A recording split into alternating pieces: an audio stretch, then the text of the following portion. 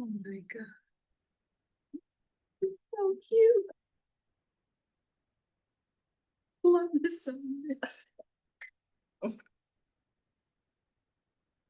All right, I'm going to call our instructional work group meeting to order. Do we have any public input tonight? All right, we have no registered speakers and no written statements for tonight. So we will move into approval of the minutes.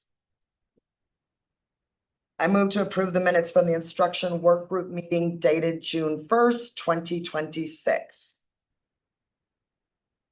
Second, Nikki Vandermeelen. Thank you. All right. All right, student representative Shapiro, your advisory vote. Aye. All right, all those in favor, aye. All right, and Maya, I see your hand up. That's for the vote on the minutes. Yes, aye.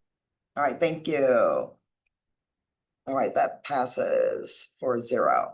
All right, so for tonight's topic, we are going to spend some time closing out the 2025-2026 school year with really focusing on our summer programming. For our board members and public watching, we're not going to do as much on all things summer, more at a high level, but really go deeper into our Freedom Schools program. And then the second topic for tonight is also looking at our topics for the 2026-2027 school year. And then we also have one additional policy review that we will come back to. So with that, I'll turn it over to Dr. Gothard. Thank you. Thank you very much, Chair Nichols, members of the board, staff, and guests who are with us tonight. We're excited to have you here. Before we begin, I'll turn it over to Dr. Stanford, but first I just want to share, sorry to Superintendent Green. First, I just want to share our vision. MMSD will be a learning community. All students are valued, challenged, supported, and inspired to reach their dreams. Our mission is MMSD creates safe and inclusive schools, delivers high quality instruction, strengthens positive relationships, partners with families and the community to achieve student self-determination and educational excellence. And we do this work with 5 guiding commitments. And these guiding commitments are important because it was a large community stakeholder group that helped us. And in fact, probably some of the most interactive work we did in the strategic plan get to these 5 guiding commitments. They are lead with equity, foster belonging, deliver meaningful learning, improve with purpose, embrace our collective impact. And with that, we'd like to share a little bit, some highlights from this past summer. Hard to believe I'm saying that, but I am. This past summer, and I'll turn it over to Assistant Superintendent Green. Thank you, Dr. Gothard. Thank you, Chair Nichols. It is hard to believe that while we're closing out the 25-26 school year, we are starting the 26-27 school year tonight. It is the first board meeting of the 26-27. And I feel like we were just sitting here and we just said that about 25-26. Before I go into detail, I want to introduce some of the team that is around the table, and then I'll reintroduce them when we get into Freedom Schools. But we have Sonia Spencer with us, who is our Director of Strategic Partnerships. We have Marissa Flowers, who during the school year is the principal of Leopold Elementary School, but for the summer was our Executive Director at Freedom Schools. We have Jayana Burke, who is a former 5th grader at Leopold, but is now a 6th grader at Cherokee Middle School. We have Desiree Anderson, who was one of our site coordinators this summer for Freedom Schools and is a 4K teacher, woohoo, 4K, at Lori Mancari.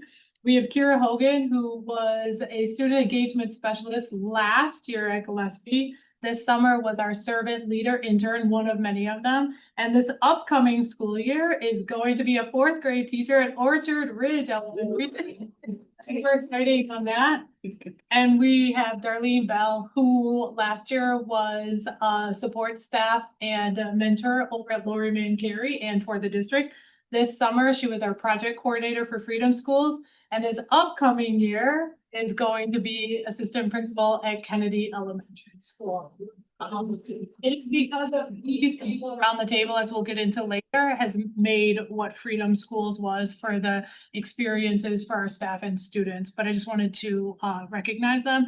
And then around the back, we also have individuals that support summer. We have Sarah Mall, we have Nathan Beck, and we have Tyson Jackson, and we'll talk a little bit about their details. And obviously sitting next to me is Dr. Stanford, who does this work with me. Okay, so I'm gonna get a little into the information around summer programming. Important to note that the first few slides that we'll talk about our programming is mostly about our reach. We talked before about what we were going to offer. Now we want to show the reach and the impact.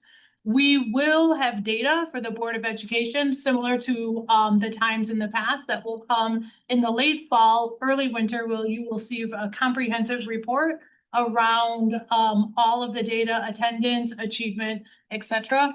But since summer programming just ended on Friday, tonight we'll just give you a glimpse of who we served over the summer. So as you can see on this first slide here, this is our 4K-12 programming that's really around summer semester. So more about our academic programming. You can see that we had over 4,000 students that we served. A few exciting things is that we have more students this summer than we had last summer. Part of that is we had more, so we really focused on those transition years. And as we all know, the board has invested significantly in growing 4K. So another opportunity to support our earliest learners. We also added 2 new first-time credit courses, which now equals a total of 14 first-time credit courses. Board members that have been around, you might recall that many years ago, we only had 2 first-time credit courses, which was health and phy-ed. We're up to 14, which allows students to explore and also have exposure to courses that they might not be able to take during the school year. The 2 new ones that we added this summer was AI Unlocked and Challenges and Adventures 2. And then you can also see that we had 8 classrooms at our community sites that we'll talk a little more about. And we had over 200 students that we served through Eden's Work. At this point, I will turn it over to Dr. Stanford to talk about this. All right, so while our core summer arts program and enrollment remained consistent this year, we're pleased to have partnered with nearly 30 community teaching artists across our sites to serve almost 1,800 scholars. So a major benefit this year was co-locating our summer programming on site to better provide more convenient access for our scholars. And additionally, through our Arts Community Seed program, we provided free music, dance, and performing arts opportunities to nearly 100 MMSD students in grades K through 12, with a special focus on supporting our scholars of color. This summer, our Career and Technical Education Discovery Camp served 284 students across 35 schools, and that included 12 middle schools and 23 elementary schools. We offered 21 unique camps with topics ranging from barbering and culinary arts to engineering, design, and drone technology. The feedback was overwhelmingly positive, with 98% of our parents that were surveyed said that they would recommend the program, and 86% of students reported that the camp successfully met their learning needs. Next slide. And we know that this work in these camps would not be possible without our industry and community partners. And so the support that they provide is what powers the CTE Summer Discovery programs through a variety of ways, including providing opportunities for students to have hands-on experiences at their sites and their facilities, providing materials that students can use, providing their time and their expertise through site demonstrations, and also presentations for our scholars, as well as the financial contributions that help to support camp operations and materials. And this is just a full list of the industry and community partners that we wanted to share with you all tonight, again, just to thank them for their support and for their partnership. And by investing their time and materials and their knowledge, they're directly empowering our students to explore their passions and discover highly rewarding career paths. All right, so in addition to everything we shared, we also expanded our access to our community sites, our neighborhood centers. You might recall last summer, we had 2 neighborhood centers where we ran our full summer programming at the elementary level. This summer, we added Teresa Terrace and Northport Community Learning Center. So now we have 4 community sites where we were running our summer programming. We added middle school to that. So now we are serving elementary and middle school across these 4 sites. And what we think is most important about this is both partnering with the community, partnering with the city, but also meeting families and students where they are in their neighborhoods and with individuals that know them really well based on their wraparound support services that they provide during the school year. So we were super excited that we were able to serve 154 students and expand to 4 community sites. And in addition to that, we tried something new this summer, what I would call a test or a pilot, where we had our student engagement specialists that work during the school year supporting middle school and high school students to connect and work in 7 of our community sites over the summer. We designed it based on feeder patterns so that they would continue to support within the feeder pattern that they work during the school year, and that they would be supporting students that they either know from their work during the year or that they might see in transition as they join middle school or high school next year. We primarily focused on 6th grade through 9th grade, and on average, students received approximately 73 hours of contact time with a student engagement specialist. So we're really excited about this test with the 7 sites and look forward to digging into more of the data later and determining where we go from here to continue to meet families and students where they are. So with that, I would like to now transition to a kind of our deep dive for the night, which is around Freedom Schools, which was also a program that we offered this summer. I wanted to just ground everybody in what Freedom Schools is, how it came to be, and what that means for us here in Madison. I want to also say it's been such an honor and a privilege to be able to have Freedom Schools in MMSD. It is the only Freedom School in the state of Wisconsin. It is the only Freedom School in the state of Wisconsin. I think that's really important. And it was led by this amazing team that I introduced. But Freedom School started during the Civil Rights era and started in Mississippi in 1964 with the Freedom Summer. And it was really an opportunity for people that identify as Black to come together and to be able to learn about Black history, to focus on constitutional rights and civic engagement. And so that is when it started. And since then, it has touched almost every state across the country. There's multiple programs depending on the states, and now touched here in MMSD. And this is our 2nd year. First year was 50 students getting it up and running, was what I would say. And this year, I think, was implementation with integrity. Will continue to improve over time. On the next slide, I'm gonna ask Jesse to start a video in a second. But if you weren't able to get out to Freedom Schools this summer or join us at the kind of final community dinner, we wanted to show a video that just gives you a glimpse into the experiences that happen day to day and the impact that Freedom Schools has had on both our scholars and our staff. Jesse, could you play the video? I mean, it's a time. It's a time. We have a time. Harambe in the morning.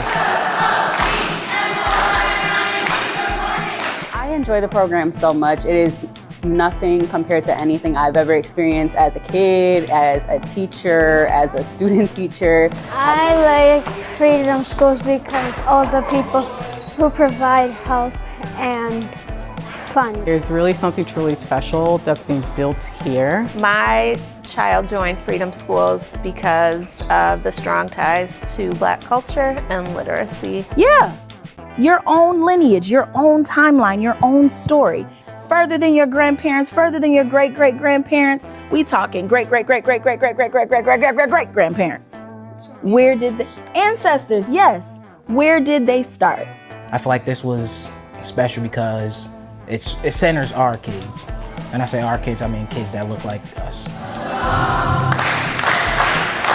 He is just immensely confident and just really truly rooted in who he is. He's learning different activities from gardening and canning to robotics to reading. The kids see themselves in the literature. They might have the same stories.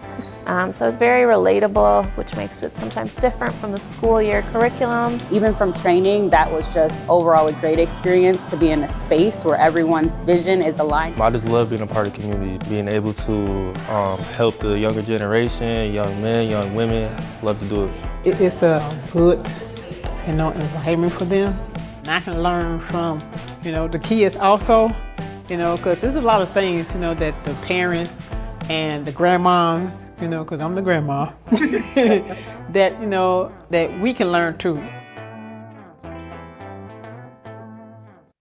So just a glimpse into that. I'm gonna turn it over to Darlene, who is going to. We'll have to pass. Okay. Good evening, everybody. I'm Darlene Campoa Bell, as Cindy mentioned earlier. And I have been the special education program support teacher at Main Carey for the last 7 years, and I had the honor of serving as project director for Freedom Schools this summer. And so I'm here with my team and one very brave student to bring this beautiful program to you all. Yes. So I touched a little bit on training in Tennessee, and it was the kind of experience that you experience once in your life. It was so inspiring. The servant leaders and the site coordinators we learned so much. And I want to share with you one of the quotes from our other site coordinator who will be here with us tonight. She said that national training was an experience that I have never had before.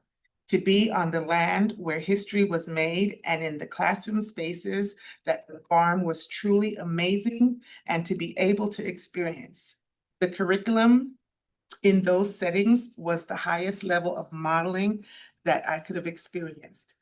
To be able to come back to Lower Carey and relay the Freedom School's way to scholars truly made an impact. And it was a lot of modeling, but it also felt like a lot of collaboration. There was just so much enthusiasm. We were listened to, we were heard, we were able to ask questions and get real answers. So I'm going to turn it over to Kira, who was there with us to share what she got out of the training. Yeah. Hi, again, I'm Kira, one of the SLIs for Freedom Schools this summer. Jayana was my student. Yeah, training was amazing. It was something that I had myself had never experienced, in the sense that it's very rare, even being in Madison as long as I have, it's very rare for me to experience an atmosphere full of Black and brown faces that are professional, but still have every bit of the same heart for children and education that I do. Even as a kid growing up, I spent a lot of time in spaces where I was one of few or one of the only students of color, and not much of that has changed as an adult. And so I think being a part of something like Freedom Schools affirmed my teaching philosophy and what I believe in as far as how children learn and grow and how we're supposed to simply facilitate that learning. It felt like a weight had been lifted off my shoulders, because I realized more so that I wasn't one of the only ones trying to do this work in this way, and that it was happening all over the country. And that was something that I had been wanting to see, but not really knowing per se. And to have this experience, it lined up perfectly for me. As far as my quote up there, I put in there that I felt that national training reminded me that I was part of a larger team whose job it was as a Black educator to make sure that our Black and brown students receive the education that was fought for us in our history. And while that's everybody's plan, everybody's to do, I feel more of a dedication to that call because of the history that we share with our students. And I feel like that's something that's very important for me to share, having them understand that the things that they're easily given, the things that they have access to weren't always as accessible, and it wasn't as easy for them as it was for others. And so I think it is our job as educators of color to make sure that that is always upheld, that no matter where we go, whatever system we join, that that is upheld, and that we should pretty much, you know, enforce the systems that are uplifting that as well. Okay, so our mornings always began with breakfast and then Harambe. It was just a beautiful experience to see the kids that first day to that last day. They were really reserved and not knowing each other, and we were introducing them to chants and songs and asking them to do things that they weren't comfortable doing. But by the end, I mean, they were running Harambe, and it was just a beautiful thing to see. From Harambe, we moved into our integrated reading curriculum, which introduced a lot of books to our children. They read on their own through Dear, but they also dissected the books that they read in class. They had lots of cooperative projects to do together. I know that visiting some classrooms, I'd hear questions like, why don't we learn this in regular school? And that just broke my heart, because it should be things that should be in the everyday regular school year, but it took them a while to get their heads around the fact that we have such a rich history and we have made such good contributions to the country, to the world. So that was a beautiful thing to see. In the afternoons, we went on to, I mentioned Dare Time, where they drop everything and read. And then they moved on to enrichment classes, which we mentioned a little bit, cooking and gardening, robotics, drumming, which was a big popular one. And they said their hands hurt a lot, but they did a great job. And then also had trips. On our last family dinner night, they were so beaming with pride to show their parents a lot of the things that they had done this summer. A lot of that work was from the curriculum book, but a lot of that work was also inspired by the things that they learned this summer. And it was just awesome to see them really engaged, and for their families to be really engaged with what they were showing them that they had produced and been through this summer. So that was exciting. Right, so I asked scholars 3 questions so that we could gauge the student impact. So first I asked them, what is your favorite memory from Freedom School and what made it special? And one of the scholars, Hayden from Lori Mancari, talked about the friendships, but there's this part in his quote that I think is really interesting to unpack. And where he says, they knew it would be good for me to be here, right? And so I think, like, thinking about the pouring into our scholars, and that was his quote. Fabiana, who's from Leopold, spoke to the cultural significance. So she was in drum power and the connection to our history and our ancestors. And then I'm gonna come back to Jayana in just a second. Yeah. I also asked a question around what have you learned about yourself as a leader? And so Eden's quote from Lori Mancari speaks to the collective and shared ownership. So she learned that being a leader cannot just help her, but it is also helps other people in my community to be better, which speaks to the collective spirit of Freedom Schools. And then Miss Jayana. So I asked the question, what Freedom School book made you feel the most inspired and why? And so if you just think about just listening to Coach Kira, as the students call her, and then you think about the environment that was created, you can completely see how Jayana jumped into this space and was moved by both the text and by her facilitator of the learning experience to write a poem. So I asked, what was your most favorite of the Freedom School book that made you feel the most inspired? And she'll share what that is. And I want to name that we're outside at our movement break. And then Jayana comes up to me and she wants to talk to me about the book that she just read in Coach Kira's class. And she presents the idea of wanting to write a poem. And then a couple of minutes later, Coach Kira comes up to me and says, did Jayana come and talk to you? And so it was not planned. And she ended up doing this at our end of program celebration. But like, that is the impact where students feel empowered, they're making a connection, and they're advocating for themselves. And so with that, I will pass it over to Miss Jayana to introduce herself in her most proud and brave voice, and then share her poem. Hello, I am Jayana. I am 11 years old. I am in Coach Kira's class. I'll be reading you all a poem that I wrote called We Are Everything We Want to Be. This poem was inspired by the book The History of We by Nicholas Smith. I wanted to write this poem because when my teacher, Coach Kira, read it, I was interested in all the things that Black people did without credit. This book shows us the creativity and brilliance of Black people, and I wanted to make it known. I hope you all enjoy my poem. We are everything we want to be. A poem by me, Jayana Burt. We are inventors. We've made buildings and boats before you knew you needed it. We are explorers. We explore the horizon in other countries before you were born. We are buildings and we are beginning and end. We are life itself. We are youth. We are youth with the advantage of knowledge. We are truth. We are who we are, and you better believe it. We are past and present. We are light. We shine so bright like our ancestors did before us. We are everything we set our minds to. We are music. We express our emotions with our bodies and faces, and we are rhythm. We can't hide our truth because you want us to, so you can stick to being you and don't try to change who I am inside. We are wonder. We are wonderfully diverse in shades of black. We are life. We made languages you speak now, found the country you live in today. No matter where you stay, we were there like you, preparing the way. We are everything we want to be.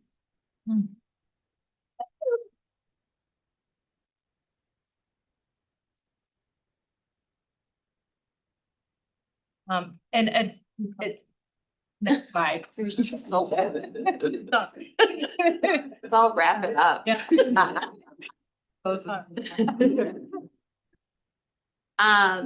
As Cindy mentioned earlier, this year was all about implementing with integrity for Miss Marissa and I. Those of you who know us well know that that's a deeply held value of us both. So there's a couple of required components of being a CDF Freedom School and being able to say that you're attached to this national movement.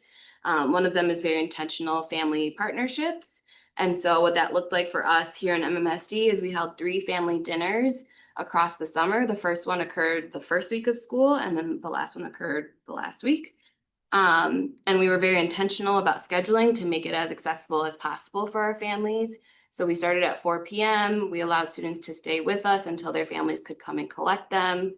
A little bit of kind of holding their kids over their head to make sure that they joined us. And the growth from the first to the last dinner was really astounding, both from students and from our families. I think I would say less than 10 students didn't stay for the family dinner the last week, and I think their families had very genuine things they couldn't get out of. But their kids showed their work so proudly to our community, those of you who were able to be present. I think the thing that every single one of us noticed was that the kids encouraged each other throughout this process. And when you think about the fact that we welcome students from 17 schools across MMSD, the fact that they form these deep connections in such a short amount of time is really cool. Oh, just kidding. Just want to go back to Jayana. All right, here we go. Second required component of being a CDF Freedom School is participating in the National Day of Social Action. So CDF has kind of a few different pillars that they focus on in terms of children, youth, and family wellness. This year specifically, they focused on mental health and wellness because we know that children have really taken a big hit in their mental health, especially since COVID, and not to rebound in the ways we'd like them to. Here in Madison, we held a morning art showcase, and then we also did a march around the block.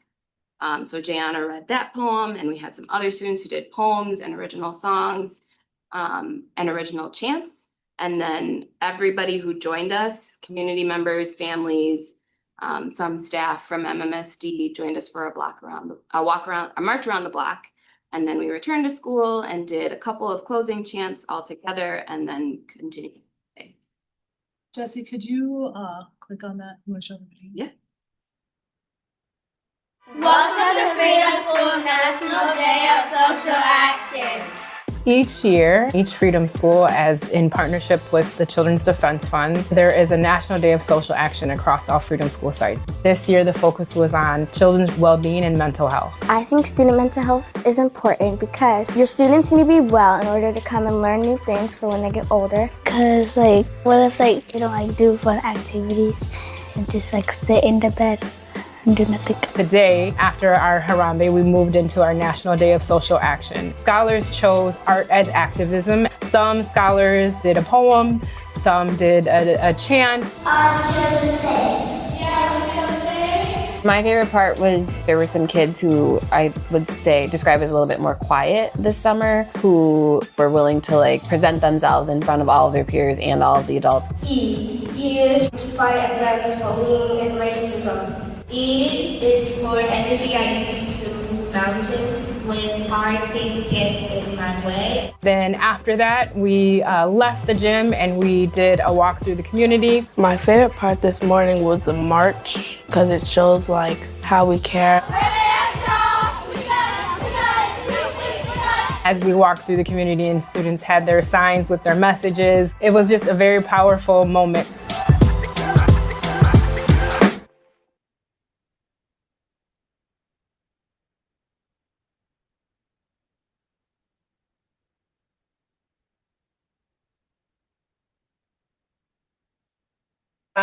So wanted to also share with you all that community connections and leveraging community partnerships with Freedom Schools is another key component of the program. And I can honestly say between the first year and also this year, we cannot do this alone without our community partners. We gave you a snippet of some of the testimonials from our families and also our staff and also our students. We also wanted you to hear and gauge what our community connections and our community partners are saying about Freedom Schools. And of course, you're able to see it on there, so I'm not going to read all of them. But as you can see, we have a gamut of different community organizations and partners that have been part of the community school summer program throughout the entire summer series.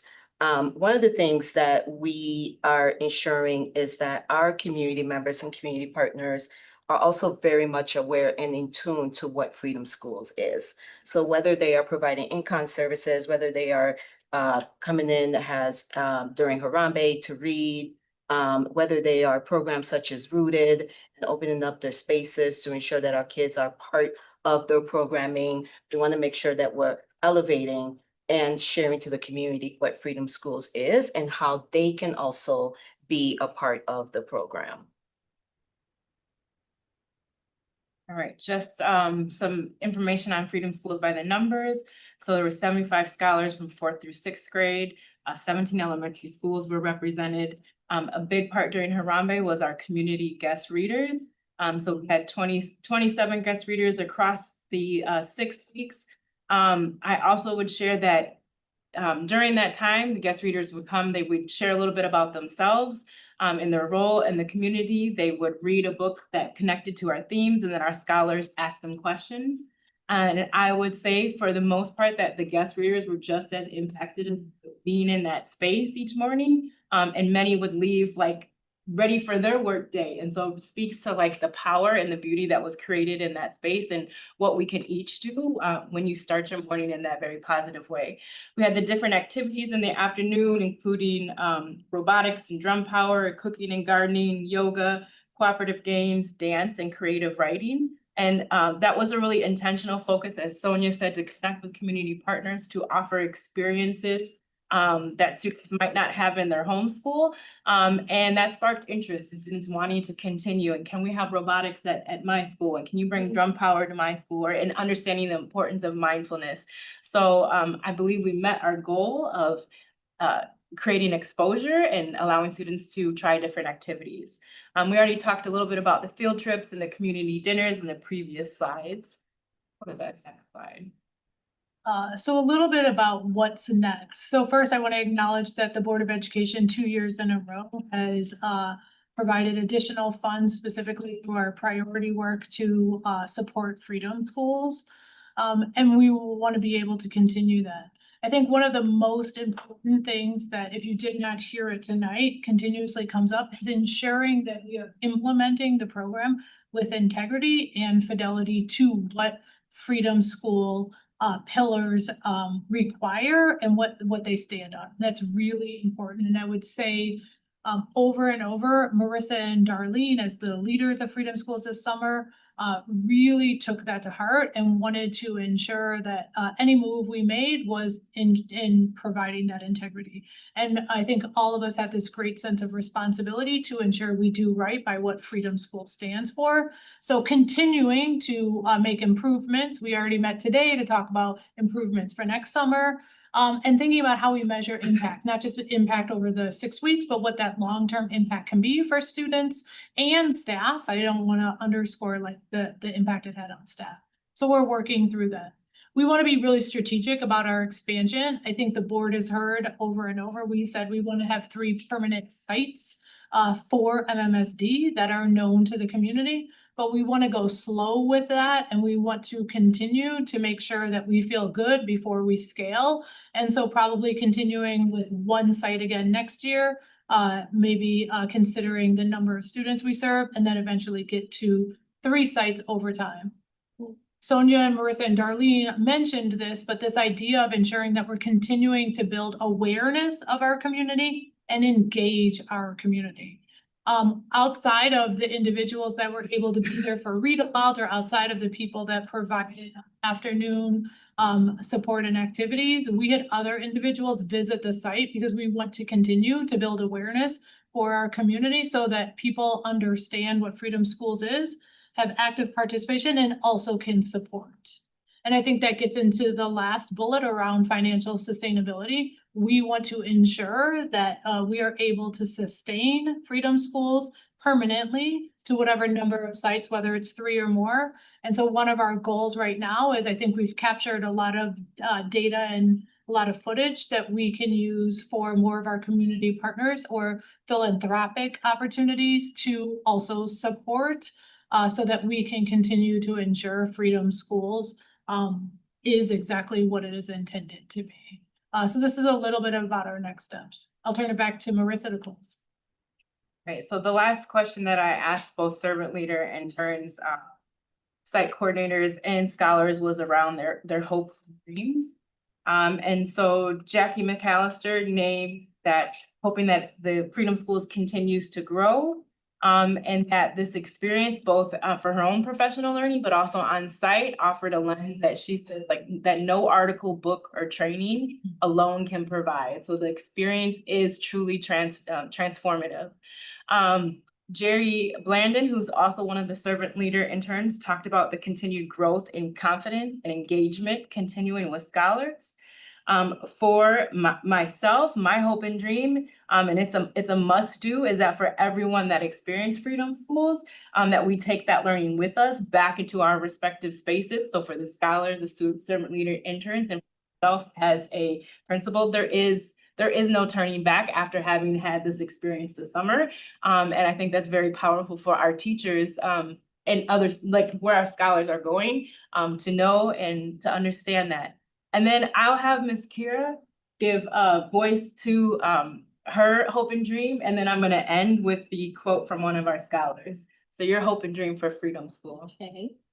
My dream for Freedom Schools here in Madison is that we have many of them open for every age at every level, with more professional staff of color, so more children of color have the opportunity to experience education in this way. I think it's not only beneficial for the students, but also the staff. I can speak to that personally. I think it's great when we can get together on one accord and have the same vision. It's benefit from that. And I'll end with the quote from a mom who is a rising 5th grade scholar who is amazing. All of our scholars are amazing and brilliant, and I missed them throughout the school year, but I'm gonna figure out a way to reconnect with them. So a mom, he was talking about, you get to make friends at Freedom School, but then he said, but Freedom School is where you can learn.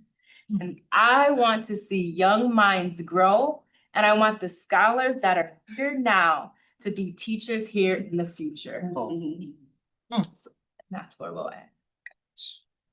Love it. Thank you. Chair Nichols, before we start with questions, respectfully, could we start with questions around freedom schools? So that all of them, if they would like to leave, they don't stick around, but start with, is that okay? Yeah. Thank you. All right, I'll turn it back to you. Yeah, do we have any questions or just comments? Starting with freedom schools, and then we can always go back to some of the other summer learning highlights. Oh, yes, Board Member Saravo. Thank you, Chair Nichols. Thank you, everybody, for presenting today. It was really, I really appreciated the invite to come and see you guys' last day. To be able to see the space, see all the students engaging, see the connection in between staff and everybody. And Jan, thank you for being here again. Sounds like you've been busy.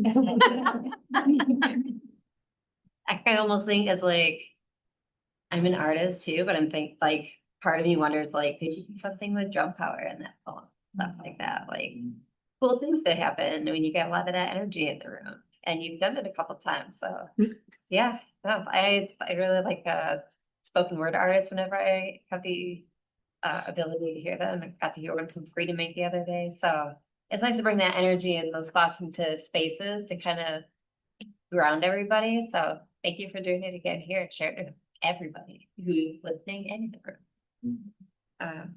Yeah. I had questions for like some of the staff too. I don't exactly know where they live. Some of it's a little bit more like technical. Like when I was there and I was learning from what they said, Coach Kira. I had a question about the reading time, because there's different students that engage with reading differently. And when you say it's silent, is that how everybody does it? Do you have some readers that got to read out loud? Like, how do you mix and match that? And what is that like in the classroom? Yeah, so there's two separate reading times. So the morning is more instructional, and that's scaffolded in many different ways. And then there's a short chunk right after lunch that's silent reading time at a text of children's choosing. So they should be able to access a text that they prefer. So is it they read like a loud tune? I'm just wondering how we're understand, like you have a really good opportunity to catch these students, you know, during summertime. On like where are they at with reading? I'm just wondering how much individual time do they get, or is it like a lot of group?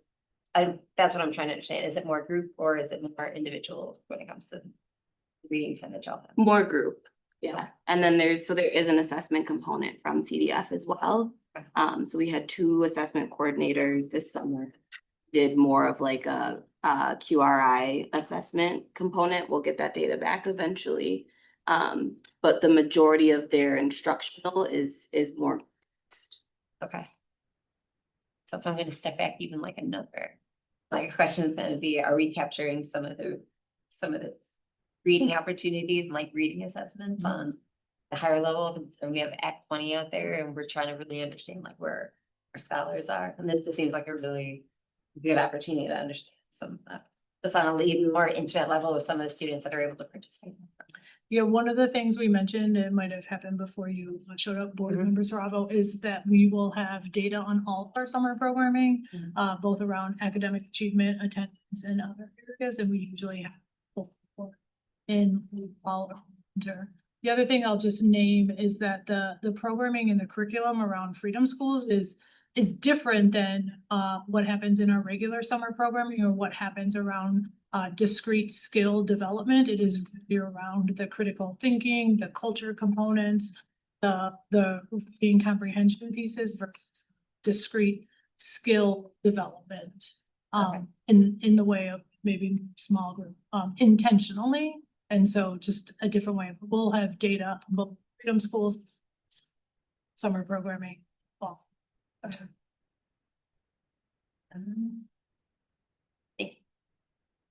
I was also like intrigued by like the family dinners that you guys got to do. Do you think you get to see everybody during the dinners eventually? Does someone get to catch them all? Do people notably just struggle to make the times for those? Like, could we Is there something that you think like some of the family, I'm saying like, do they need something in order to participate in that? Like, or, Yeah, so I think it grew over time as far as like each dinner, there was a larger increase in families coming. I think because scholars were able to, so there's one piece, like if there wasn't a barrier, scholars were able to go home and share in advance, like this is what's happening at the family dinner.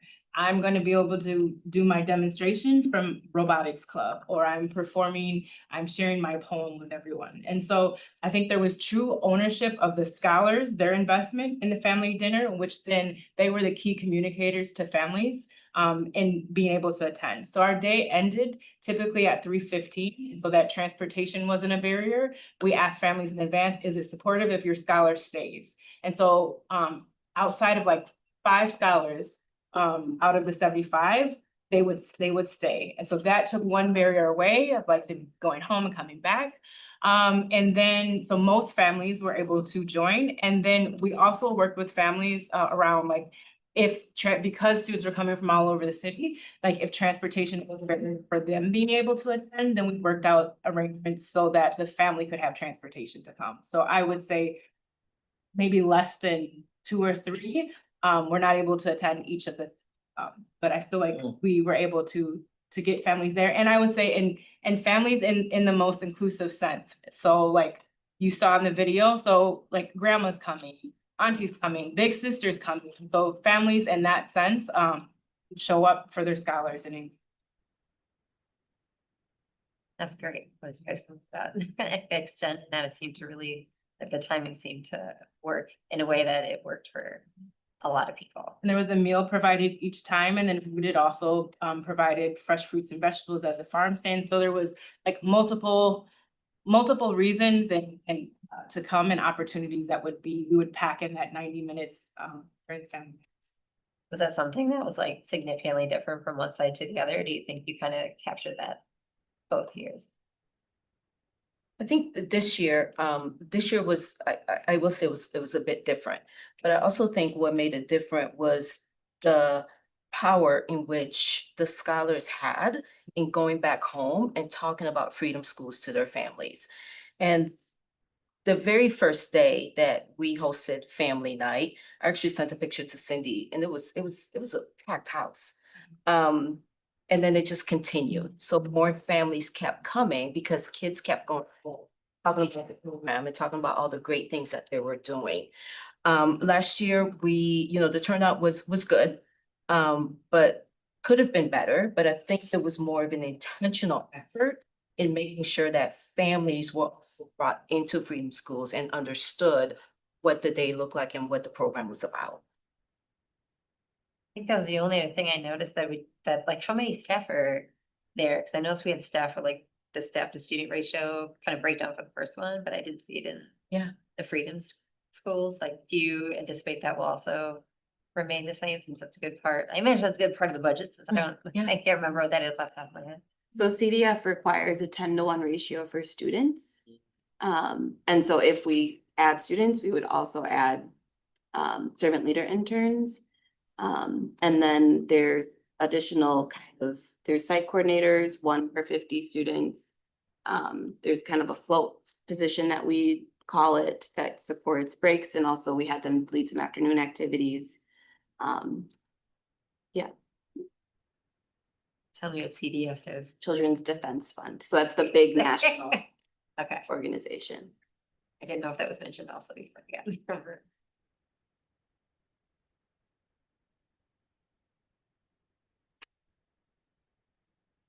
Thank you. That's awesome.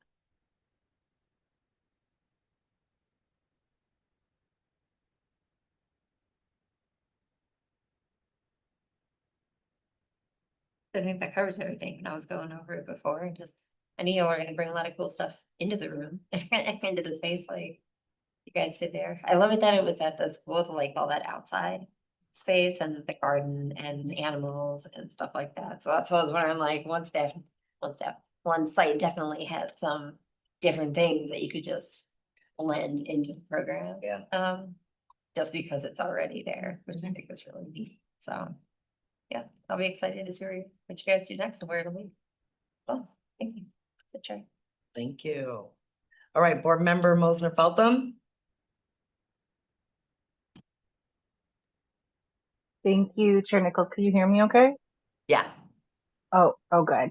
I have some questions about our summer programming broadly, but because we have so many people who worked to make Freedom Schools happen, I just want to congratulate folks on an amazing summer. And this presentation really brought it to life. And so I appreciate all of your work. And I'm so glad to hear that these experiences are going to be so impactful in the long term, not just for students, but also for the staff. So thank you so much for the presentation and for all of your work. Should I come back to you, Blair, in a few moments after we finish the Freedom Schools part? Yes, that would be great. Thank you. Okay, awesome.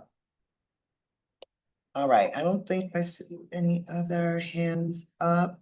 I will just say, I'll. I'm sorry, Chair Nichols, do you mind Oh. if I ask a couple of questions about Freedom Schools? Oh, of course. Yeah, I didn't see your hand. Sorry about that. That's on me. I thought Blair was gonna speak to it for a second.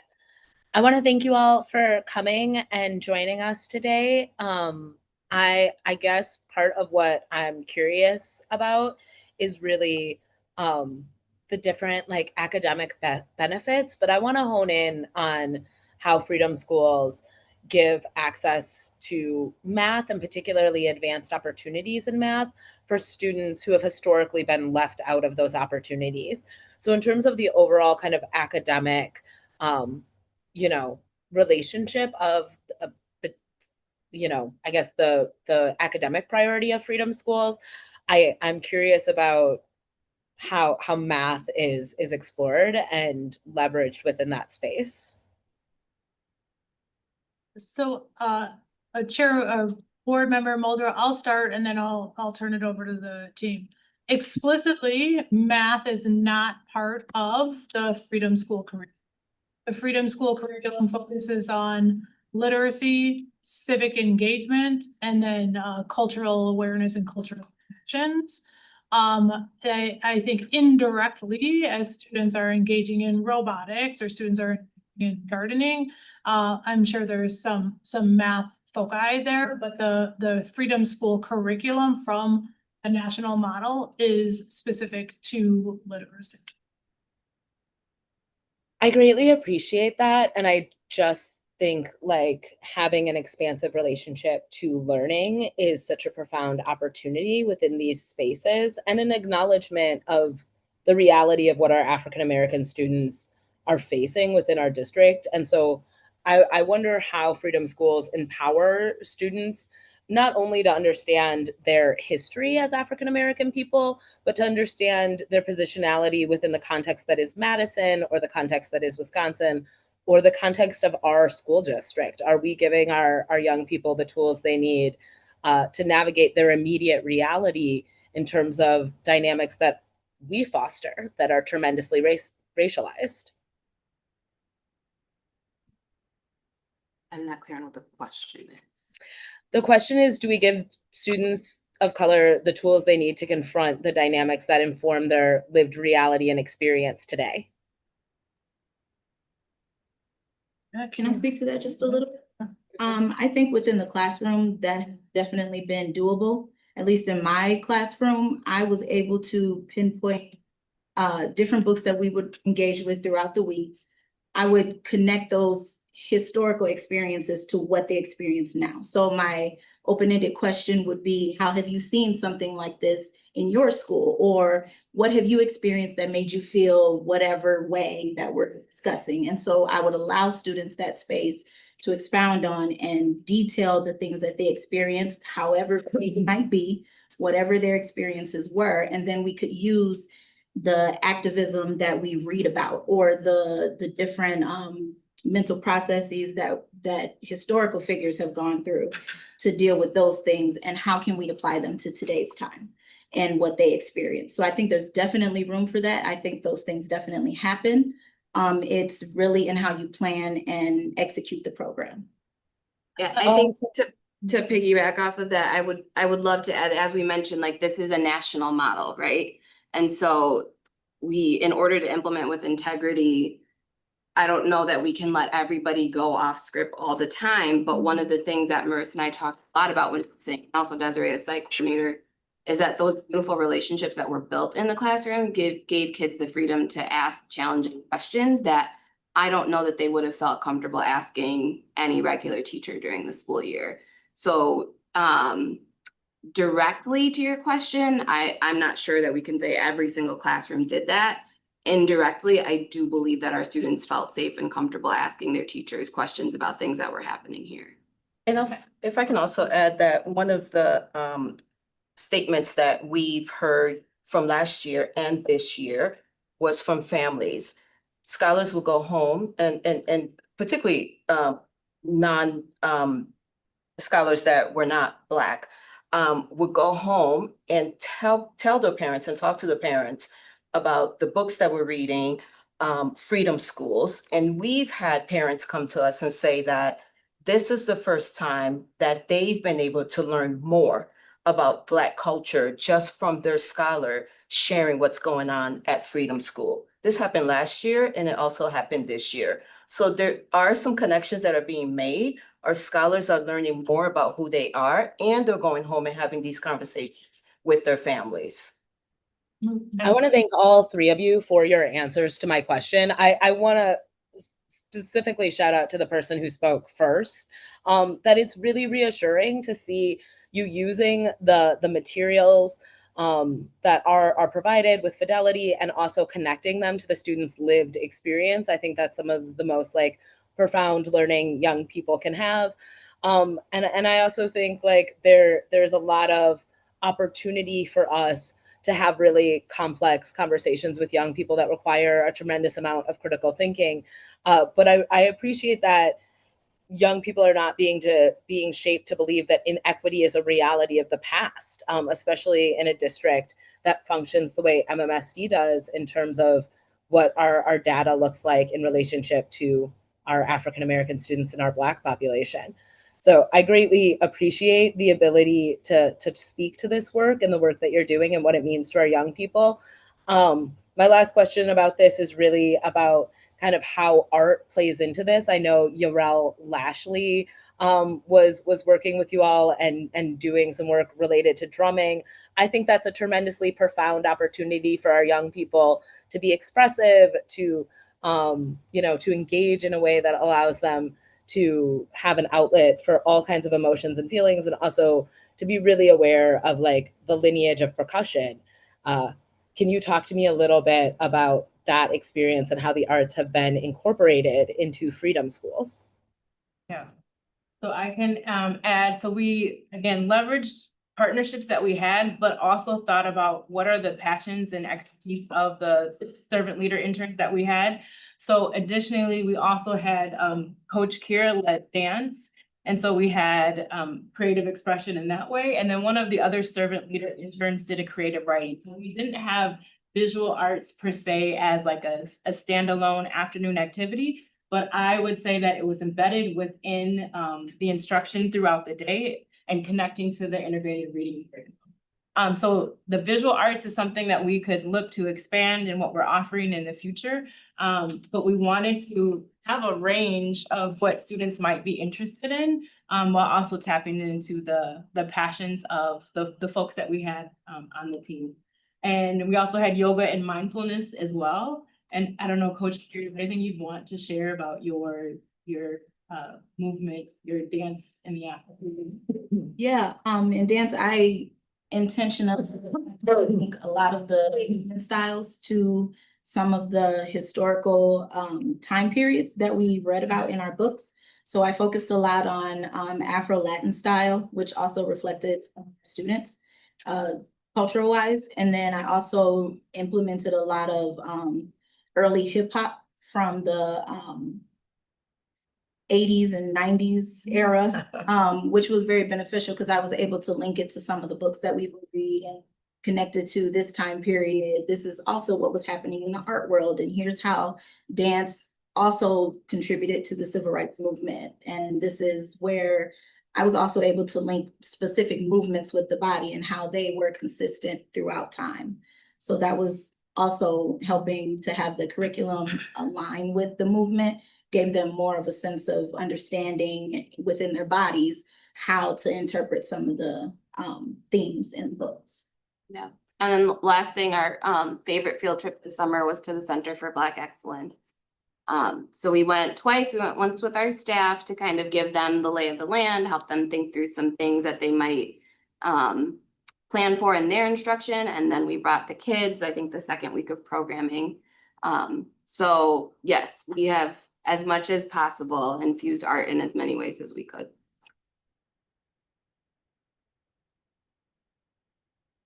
You got Board Member Muldrow? Thank you so much.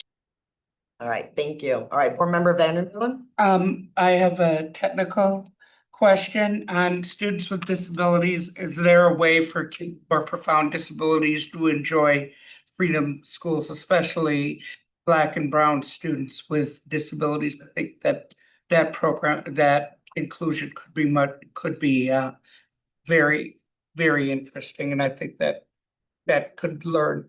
Would love to be staffed that way. We would love to be provided with a CC teacher or more in the future to provide those services. But just like in traditional summer school, we do not have the staff to be providing implementations more or modifications more than traditional summer school. Question then, what would it take financially to do that?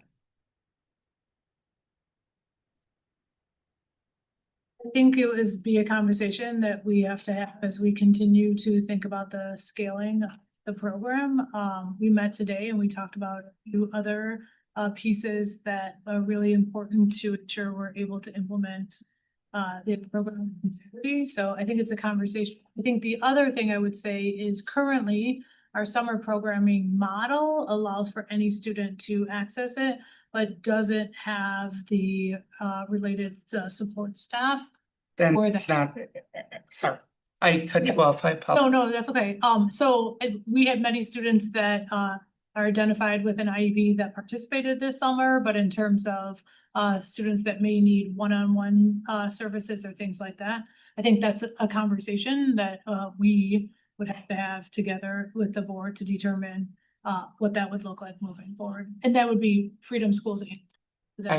I would look forward to having such a conversation because I think full access in the summer is essential because you don't stop needing support. But this history needs to be open so that everyone, if you don't learn about, for example, Bernie, you don't learn about the 504 sit-ins. You don't learn about how it was necessary and that Brad Lomax, the African-American individual with MS, made sure that every sit-in was handicapped accessible and made it the only reason that the 504 program even survived. Then we're losing a lot of history, both disability and cultural. So I'd like to include that if possible. Thank you. That's all I have. Thank you. Right, Board Member Sarava? Thank you, Chair Nick. I just had a quick question because I know you do special education, which is what you go with. I do. Clearly you have some students there because you're taking care of them in some form and fashion, or no, I wouldn't say that. Like, I'm kind of confused by the conversation that's going on here. Yeah, so we did include some students with IEPs. Yeah. Full IEPs, right? Not just speaking IEPs. But like traditional summer school, we cannot promise families that we can provide the full range of their full IEP, right? So they needed to be able to access core instruction Right. somewhat independent. Right, like you're not gonna provide the therapy that may go along with that? Are you more focused on the ability to have a support person close by or be aware if they need that during the day? Is that kind of like the core of awareness that you're bringing to the, that's what I mean by like, I felt like almost kind of lost, like, obviously you're busy and doing stuff for them there. I wanted just to appreciate like what you do do currently. Obviously, this sounds like there could be room for. Yes. A little bit. So if you think about like in the program summary, there's the part that's like SDI and then there's the part that's sub aids. Sure. Students whose sub aids can be easily navigated in the school setting, we did welcome. Okay, good, thank you. All right, I don't think I see anybody else right now. I just wanna say, first of all, thank you all so much for coming. I do have a question for our poet. And my question is, did you enjoy writing or like speaking poetry before Freedom Schools? Or is this something that you felt like you developed this summer while you were here? I mean, I like writing a little bit. And sometimes I would like speaking out loud because like it would be like fun to like speak out a bunch of crowd. But then at the same time, I'd be like very nervous. Mm-hmm. But it was also fun. It was I kind of stopped during regular school, but then I continued it. I wrote this poem. Awesome. Well, I was at the family dinner and showcase last week. I saw you in front of the entire crowd. I thought you were amazing, like super confident, and I could just tell that like you felt really like in purpose with like delivering your poems. So I just wanted to congratulate you on just being able to like be in front of people like that and to deliver something that you wrote. It was awesome. Thank you for being here. And one of the things that, you know, I would say board member Sarava was there as well. We were both there last Thursday. What was like really profound to me was seeing the staff. First of all, I'm gonna come back to the students in a minute, but the staff were having just as much fun and engagement with all of the chants, all of the songs.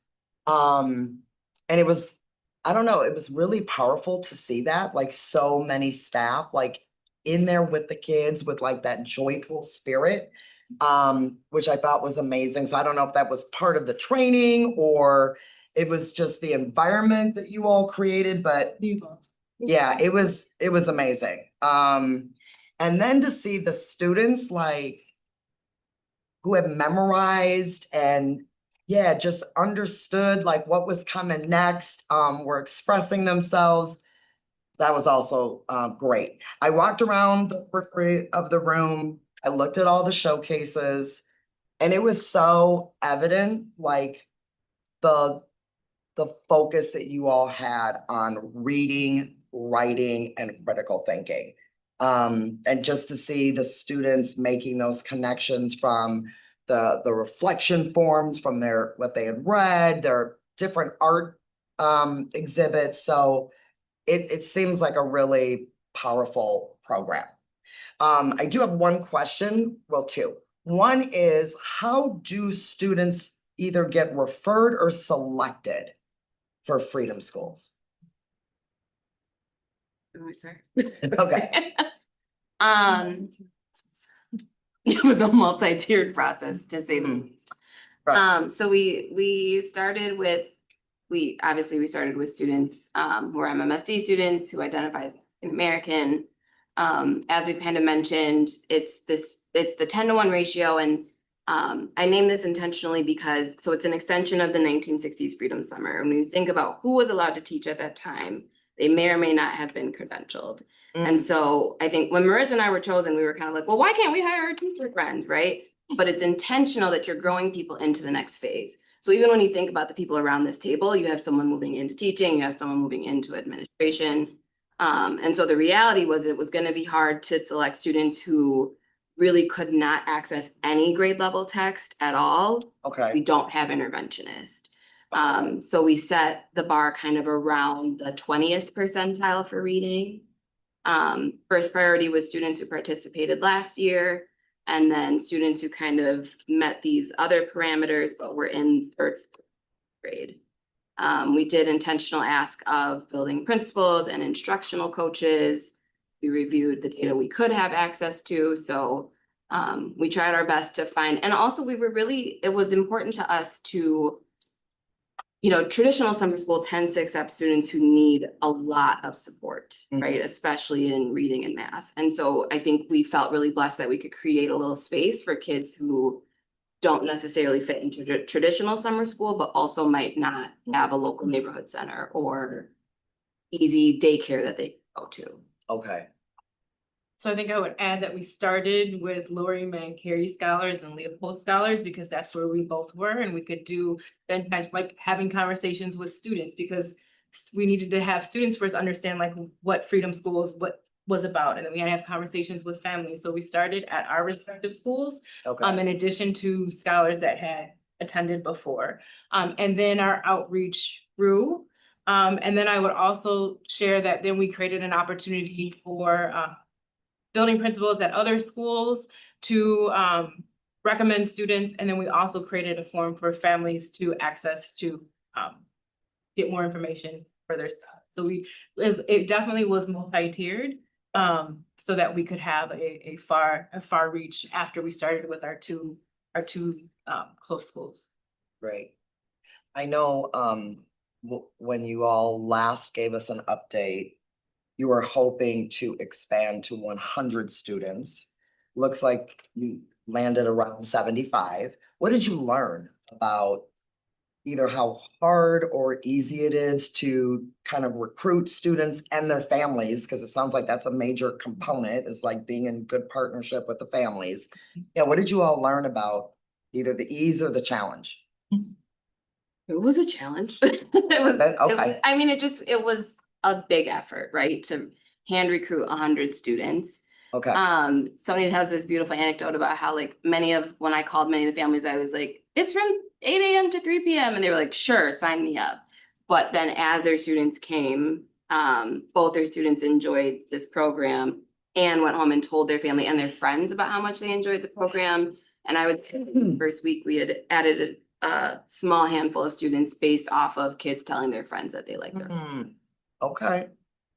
And I think I would also add, if I go back to the quote from Jackie McAllister around how you needed to be there. So we had, in our own educational experience, had read about Freedom Summer, had experienced it, or saw things in different ways.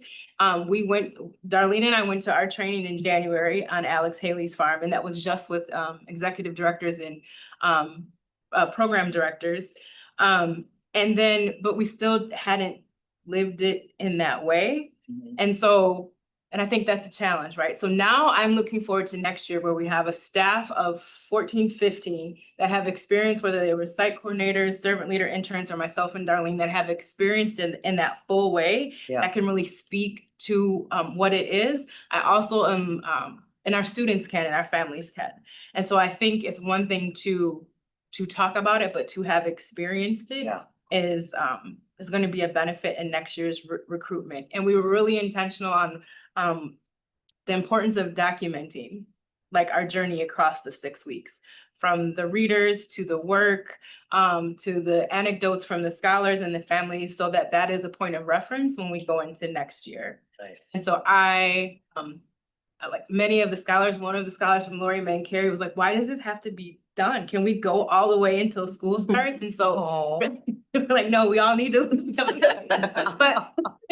But there is enjoyment and joy, and scholars are naming that they want to come back. And I think that will expand. Yeah. Right. Thank you so much. All right, Board Member Sarabo. All right, for Chair Nichols, I had jump back in. It's not going to piggyback question of what y'all talking about. Is there any way to have the challenge of how do you blend some of these programmings together? ESY is happening at the same time. Is there a way to be different at Freedom Schools because ESY is already happening? You know what I mean? You're talking about the other things that go along with that, and also like being in a place that they really want to be at, like that space. I imagine would be very full. Like I want to be there, not just regular programming in the ESY. Like this would be a really unique experience. Like that, would that be something you consider? I don't know. The thought has crossed my mind. Okay. Was it early on? Was it like recently? Have you explored, like, how long have you explored it to do something? If the thought has been a minute, okay.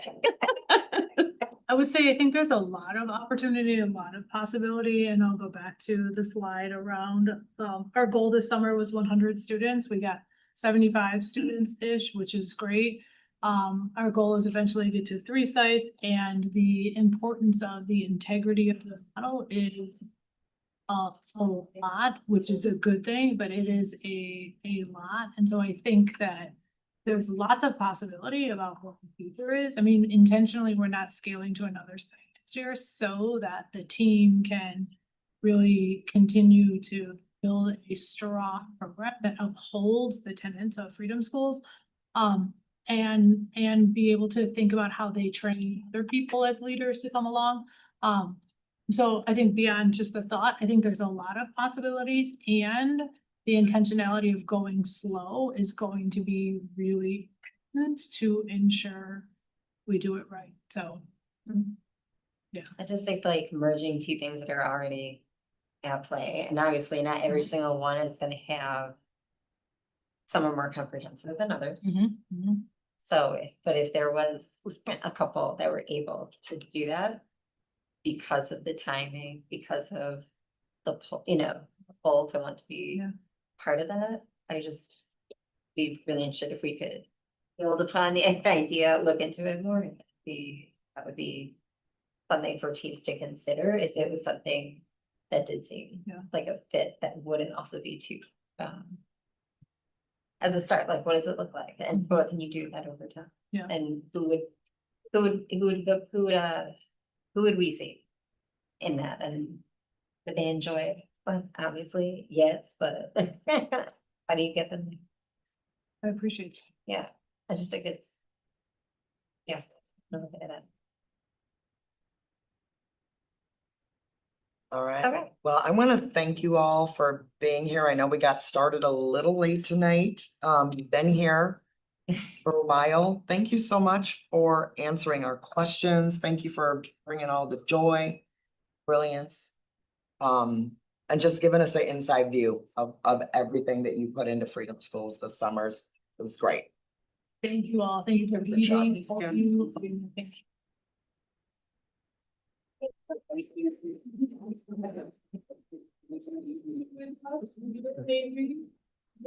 You a cheer.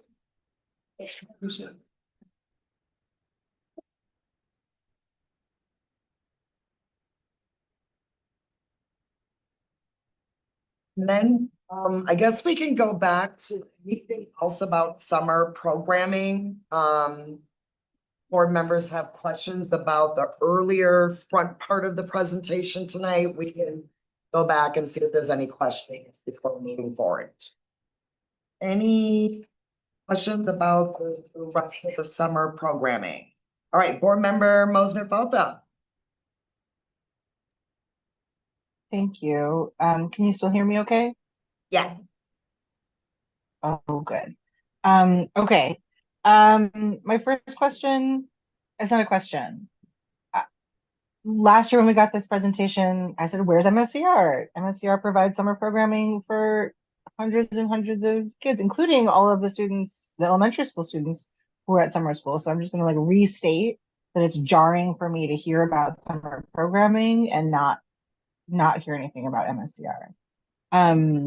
Similarly, I remain sort of like curious about how we are building and providing opportunities for students to do these middle school exploration camps in a way that doesn't directly compete with the work that MSCR does. I didn't hear anything about that, and so I remain curious about that.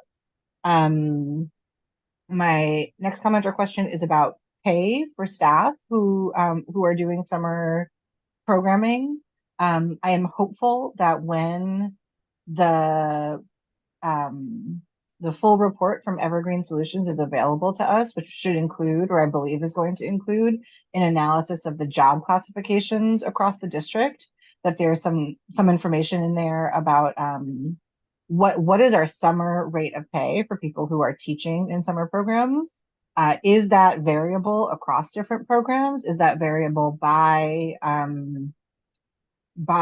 credential? Is that variable by program? And what's the decision making around that?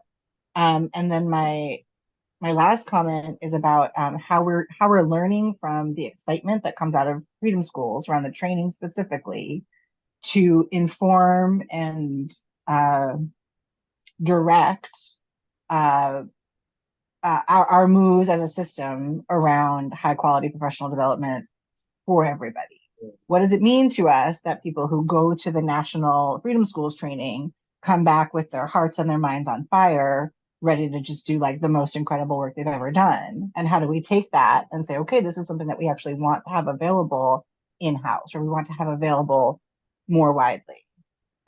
Similarly, we hear about the kid who says, hey, this was so cool. Can we bring that to my school? Can we have that at my school?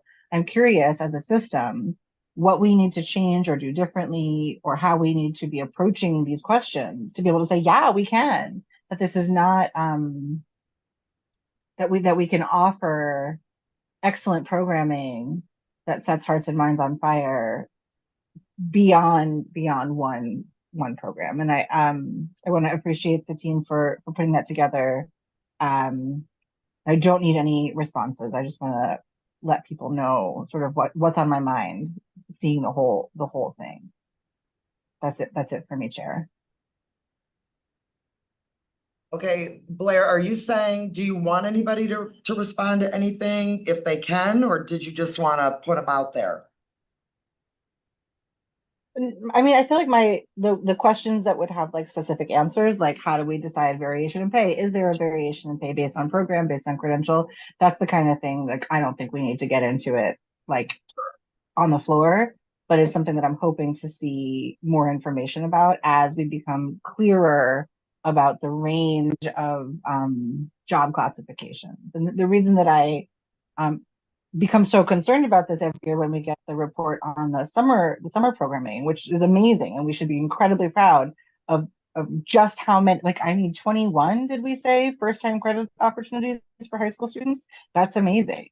But the number of students who are having incredibly impactful learning experiences coupled with the MSCR after school, right? So that they're learning and they're playing really, really important stuff. The reason that this comes up every time is that I don't know how to make sense of, well, if you work in this summer program, you make this wage, but if you work in this summer program, you make this wage. I don't know how to square that. And I don't know how that makes sense when we're trying to support an entire system to improve. So that's why it comes up in this meeting. I don't need the detailed answers live on the floor. I will look forward to hearing more about that, maybe with the Evergreen Solutions report, and maybe in a weekly update otherwise. All right, thank you so much, Board Member Mosner-Feltham. Board Member Vandermeulen? Yes, I'd like to boost what Blair said. One, because MSCR is one of the few programs that does almost full inclusion and for our disabled students. And I want to see how they do it, how they pay for it, how they provide those services so that we can learn from it. I'd love a memo on that. Love the ability to formally discuss that, because clearly if they could do it and have done this for they've been around over 100 years, I think we can learn something from that, number one. But number two, I remember several years ago that we raised the pay to $40. Is that for all summer school teachers, or is it based on qualification? I cannot remember for the life of me. Do you know, Cindy? Yeah, so it's for all summer school teachers. So any teacher that's a certified teacher teaching, instructing, $40 an hour. We have support staff and other staff that are in different units that have different pay rate, but teachers receive. Thank you. I really appreciate that. That's all, Chair. But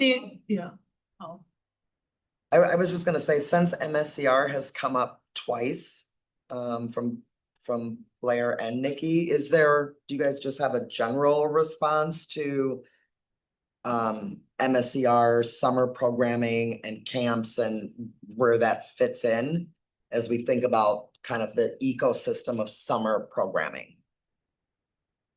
Yeah, I mean, I'll say two things. The MSCR supports all of our elementary schools and middle schools, and that afternoons.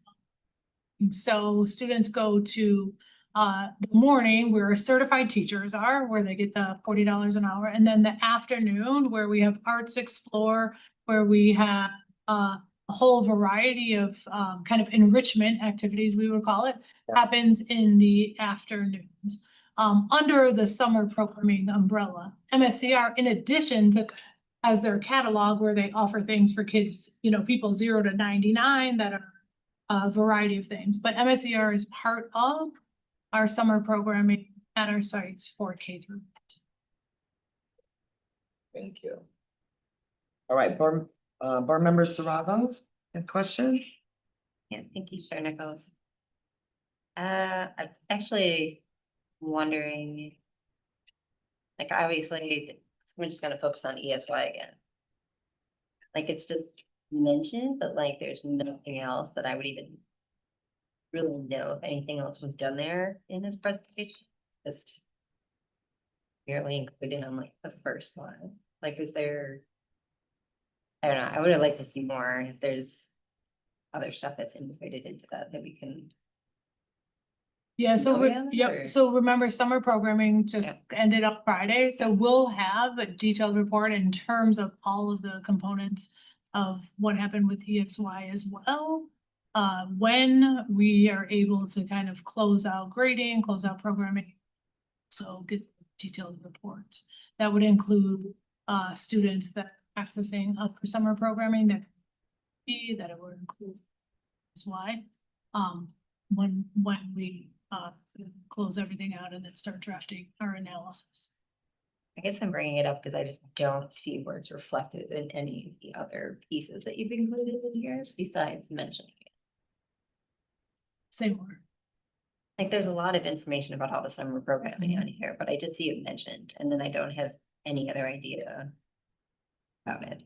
ESY? Yeah. Because ESY is its own specific program that happens for a small number of students that need to. I know extend- that. Yeah, yeah. I'm very familiar with ESY. Yeah. Well, then if that's the case, why is it included? Why is it included in here if we're not including anything else about it in here? You're telling me that there's a whole bunch more stuff we're gonna see about it and whatnot, and like, it's all on the first page, it's talking about the numbers, and then there's nothing else that seems reflected to it in the Yes, presentation. so I think the other slides are different programs. The first slide focuses on our 4K-12 summer semester programming, which includes ESY. The other slides are other summer programming opportunities beyond our traditional summer semester that focuses on literacy, math, and afternoon enrichment. So that's the ESY is included in that slide because it's part of that piece of our summer. Oh, I see. So in Does the that make other, sense? yeah, but then also just looking at data stuff. And Mhm. like the students that are participating in there.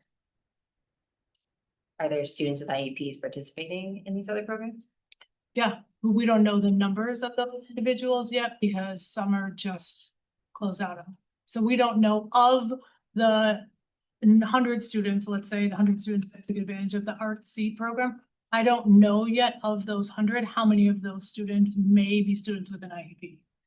For the CTE discovery camps, of the 260 plus students that participated, at this moment in time, we don't know the number of students that participated that might have an IEP. We don't have those numbers yet. That's why we're just doing like the number of students that we reached through this program. Okay. Does that make sense? Yes, and I'm surprised that you don't have, like, don't know, or if you do, if it's still being pulled together, I guess I would like to understand that when that does become available. Yeah, that'll be the late fall, early winter. In the CTE discovery camps, I was actually wondering, what is a unique student as you have it referenced? So those are students that, I gotta look at the numbers again, sorry. We're trying to represent students who attended more than one of the camps. So there were 265 students that attended at least one camp, but 284 enrollments across the camp. That makes sense. So like some of those 264 students might have been enrolled in more than one camp, Making up part of the other number. right? Making up the 284 students. If you looked at how many students were rostered in each camp, Okay. you'd get to 284, but some of those students were duplicates. Okay. They attended more than one. Do you use that reference often? Like, well, well, is that a common reference that we use? Unique students? Yeah. No. Okay. That's like wondering, will I That was see that? plain, again? right? Understand? Yeah. Okay. Okay. We're just Okay. trying to figure out how to represent it in the, you know. The unduplicated. Yeah. Okay. Could just like duplications or something like that, so, yeah. Okay, that definitely helps. I think the only other thing I was wondering is when you guys do the surveys to try to get feedback from parents and whatnot, like, do you look at demographics and whatnot? Although it looks like you guys got a significant amount of surveys back on a couple of these, which is awesome, because sometimes it's really hard to do. Yeah. How did you get, what is it, 98? The 90, so of the Yeah. parents who filled out the survey, 98% of those parents who filled out the survey were, would recommend that camp to someone else. Okay. So 98% of the people who filled out. Could be 10 people. So it could be 10 people, it could be Exactly. 55. Yeah. No, for a minute, I was like, that's great, you probably got everything. Right. No, No, yeah, okay, that's why they're like, who completed the surveys? you get a significant amount of it. I can get the numbers for you about how many. I'm always wondering like Yeah. how is it best to get that feedback back from parents in a way where it's easy for them to remember and or fill out at the time, whether it's digital or in person, something's brought home, so okay. I would like to understand that. 'Cause Okay. then I'm just always curious about that since that's what I was wondering about the demographics behind that too. I was asking that a lot when we were looking at the community drop-ins that we were doing too, so I'm just kind of wondering like ways to really understand feedback more and get more participation. That was it from the first part, Chair, so thank you. Thank you very much. Yep, thank you. All right, let me just check the screen real quick. All right, I do have just one quick question, two actually. The first one is when I look at what you all shared with us when we were ending 2025 summer, also the 4K to 12. Last summer, at least this is what I wrote in my notes, we were able to serve 4,500 students across all summer programs. But you also had fewer numbers of students in what was called critical transitions. And then when I look at this year, it looks like our numbers dropped a little bit. I don't know if dropped is the right adjective. There may be some intentionality around that, but I see the 4,090. But I see more students in the transition box. So I'm just wondering if you can talk about maybe what was different from last summer to this summer in terms of enrollment overall, and then why the shift in the transitions from last year to this year. I think the biggest thing in the shifts of transitions from last year to this year was that we opened up more seats at 4K. We did an increase. Okay. In 4K, which there is a little more in the other transition grades, but the greatest bump or the greatest lift was the additional seats at 4K. We're really trying to focus as we grow 4K during the year. We want to also make sure families and students have transition to kindergarten, and so we opened up more seats. Okay, so more seats at 4K. And then what about the overall enrollment? I was saying that last year, at least what I thought I wrote down, there was 4,500 students served, 4K through 12. This year, it looks like it was 4,090. So just wondering if there was a difference in. Yeah, I think this doesn't account for all of that. Freedom Schools is separate from that, so the numbers for schools show uh, beyond that, so that's a piece of it. And Okay, I don't know that I have, I don't know that I'm looking at Sarah too, I don't know that we have an answer in terms of. Yeah, I don't know if we have an answer yet either. I think part of it is when we collected the numbers too, right? what was that? Like when I did that data entry here, like when I Okay. put the numbers in, like we needed to have it a little bit more ahead of time, and like Cindy said a couple of times, summer semester ended literally Friday. Yeah, So okay. I think I suspect that number will change and be more official once we have it. Okay. Yeah. Okay. The only reason I was asking is that I know in some previous summers, depending on construction in Mhm. schools or needing to like narrow the number of sites or things like that, like sometimes there was an intentionality around like a smaller enrollment. Yeah, I think I would just say, I think the other thing that, I don't know, this is an assumption, this is not factual yet, but because we continue to expand summer programming Mhm. overall, I think there's different options and opportunities for students and families. While I think we might serve a greater number than we have in the past, I think where and what students are accessing is just different. So I think we can, confirm that once we run data to see. But 21 CTE discovery camps and Oh, yeah. all these other things that are amazing, also, I think could be part of why that summer semester numbers did. Okay, You know what I mean? got But it. we'll let you know when we get the report. Yeah, okay. Thank you. And then just to wrap this one up, I think I'm asking this because I do see Nathan back here. What is kind of the current status of our Madison out of school time partnership with the city? And yeah, just wondering where we are with that. And that might be too big of a question, so let me know if that's too big. It's a really big question that we would love to figure out when to give the board an update. And Okay. share our new dashboard and what we're learning, but I think Nathan could probably give a snippet. Or if even if you want to narrow it to like connections to summer, Yeah. that would be great. Yeah, so I think the quick version is last academic year through July, 14,673. I know this because I looked at it today. Young people engage in one of 50, 60 different nonprofit out of school providers that are supporting our young people. Collectively, about 2 million hours of additional support. And there's been a lot of really great opportunity. We have a brand new dashboard that is going to be live very soon. Where it's going to be public facing, where our families can go in and look by neighborhood and by region and know how many low-income kids live in this area and how many low-income kids are actually able to access after school services in this area. Okay. And so much more to come with that. We also have an evaluation that looked at 8,000 MOSD students who were attending. We have an 80-page report that we'll share. The short story is the more young people are engaged in supportive services and after-school programs, the better all of their outcomes are. Yeah. Not perfect, right? And there's some nuance to that that we need to look at. But in general, that's the thing. So lots of good, exciting stuff. I think there's been some really exciting work with summer.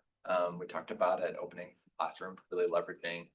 We've got places like Bayview, like Teresa Terrace, like Northport, where young people live. Yeah. And now they're able to go to summer semester right there. Their brandings are like in the garden outside. And the staff there have known their parents when they went to programs. So lots of great work there. We're working a lot with Colleen and the 4K team to think about how do we make more accessible for 4-year-olds as we expand. How do we meet the needs of families? Lots of cool stuff going on. Would love to talk more. Great, thank you so much. All right, I think that concludes kind of our focus on the big topic tonight, which was summer semester and doing a deep dive on Freedom Schools. Are we good, board colleagues, to move on to our next topic? Yeah, I am. But I don't know if others are. Our next topic is to come into the scope and then we'll move into policy. But board members, Bravo? I just have a really quick one. Okay. I don't know who. I've been cognizant about how transportation is done during the school year versus ESY. And sometimes parents bring students, well, is there a reason we don't do that for ESY as we do in the regular school year? I don't know that. Like we specifically don't, I know that. Yeah. I'm just wondering why. Or can we find out? I can find out, why. Yeah, I I don't. don't have the answer. So specifically why we don't have the same transportation opportunities in the summer in school year for parents to Parents. transport. Right, because there's like a reimbursement opportunity that parents do during the school year, and also like I'm just wondering why we specifically don't do it during the summertime, if that thing. I've just never asked that question before, but it's something I'm a little bit more cognizant of, so I just want to put that there and find the why. Sounds good. Get that information to you. Appreciate it. All right, well, with that, thank you. Why don't we transition to our next topic?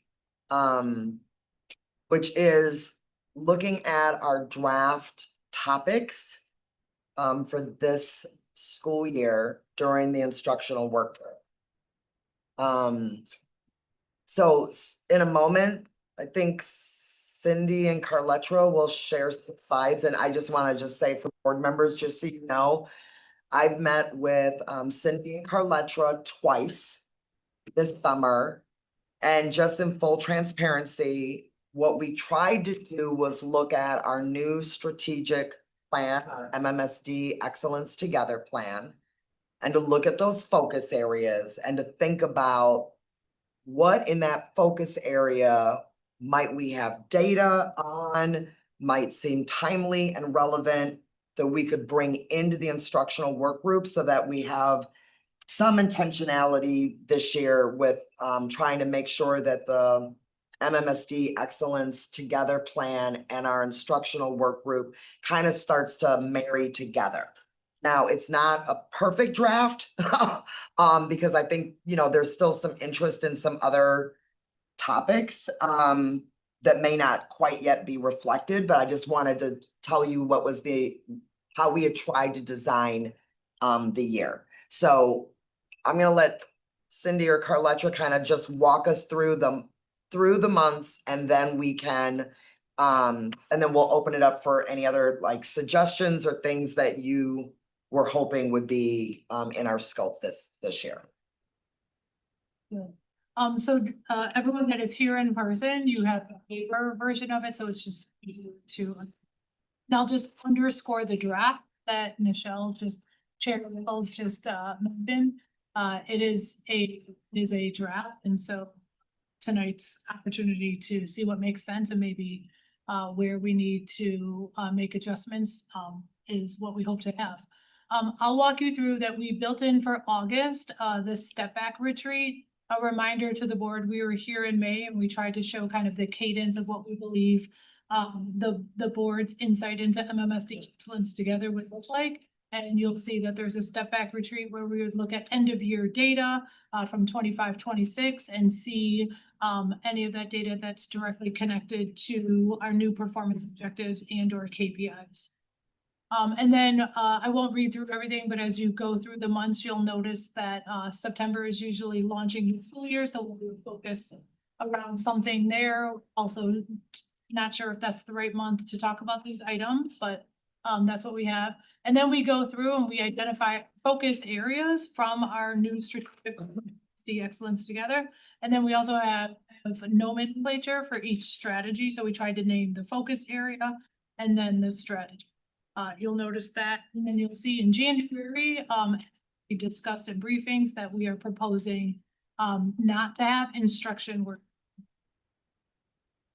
Instead, in January, our was to have a special public forum for the Board of Education around building for the future that will allow the community a chance to provide their thoughts and input before the final set of recommendations come.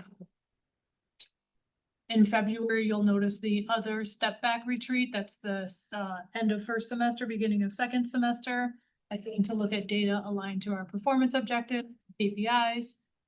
And then you'll notice February through May is both updates around our focus areas as well as an update on our technology plan in there. There's nothing yet in June, and that's intentional because that was left blank because we weren't sure exactly. If I remember correctly, unless, yeah. We needed a month that in the case another topic needed to come in, that we could move things around. So just any question on the orientation to kind of the 2 slides and the content before I turn it back to Chair. I see Board Member Vandermeulen. I just want to say one other thing. I would say that what you see here is like still at a really high level. So if you do have questions about a specific month, let's just raise it now, because I think we have more little kind of notes around what we thought would be like the major presentations that night, but it may not always come through in what you have in front of you tonight. So happy to take any questions or feedback. All right, Board Member Vandermeulen. Yes, one, I think special education needs to be in fall and the spring. Right now, it's only in April. Yeah. And I think we need to see it in the fall, to see how our students are reacting. And then in April to see if we've made progress on our goals. I don't think that we can meet the demands of the strategic framework of all students are to be challenged if we don't know where individuals are at. That's why I would argue that. I'm just gonna ask them all at once. Is that okay? Yep. Then I think we need literacy tutoring. Very simply, ever since Schools of Hope has ended, I've gotten a lot of questions on kids with literacy. I just watched an amazing program on Freedom Schools and kids getting excited about books and learning. So I want to make sure that we all have that, because that love should be for everyone, as well as Freedom Schools, which is already doing awesome as is. So I would hope that we could put that in there. Also, would like to do a deep dive on ESY, please. On extended school year and whether or not, namely the extended school year, and whether or not we could change the summer school model on what accommodations we provide in the summer. I think that would be a good topic. And on community schools, because we were all excited on community schools. We added a new one, and then suddenly I haven't heard much, and I kind of miss it. Okay. Can I just ask you one clarifying question? Please. Just so we can get this Please. draft right? Okay, so what we were thinking, let's just try to talk about this a little bit. In April, when we have the update on the special education plan, that was because Dr. Molfenter said, I'm looking at, was gonna be working the whole year on updating the plan. And wouldn't be ready to kind of share the new plan, because remember, we looked at it 3 years ago. She wouldn't be ready until April. So if we move something into the fall, what are you hoping to see? I'm glad you asked. Okay. I'm really excited about that. I want to see how our students in reading and writing and proficiency, 1. Number 2, I want to see test scores where there's major lacking. We've been stuck on the forward exam at 15% for at least 2 years, and I want to see if that we've made progress on that. Want to see on culture, climate, and belonging, to make sure that individuals with disabilities, especially Black and Brown students with disabilities, feel truly included in the curriculum. Okay. Those are my big 3. Okay, so I don't know if this would work for you all, but I think in October, when we have that culture of connectedness and well-being, I think we could add something in there around the belonging, and specifically at our. Great. Yeah, I think that would fit in October. As for the other suggestion around the academic data, what I hear Board Member Vandermeulen saying is like, I don't know what data is available in the fall. Like, I don't know if we'd be looking back at the spring or if we would have new fall data Absolutely. But do we have some other place where we were gonna bring in like academic data of our students in either a step back or something this year? Yeah. Well, academic data will definitely show up in our step backs. Okay, so, In August and February. okay, February will be what's available mid-year. Both around our performance objectives and our KPIs.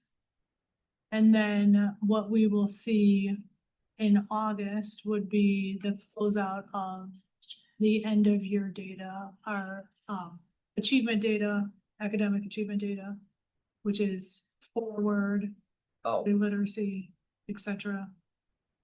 Attendance is there too.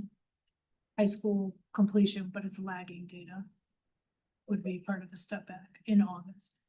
so with that, I to think, get that, give us the fall kind of look? yeah, Okay, I think that would be excellent.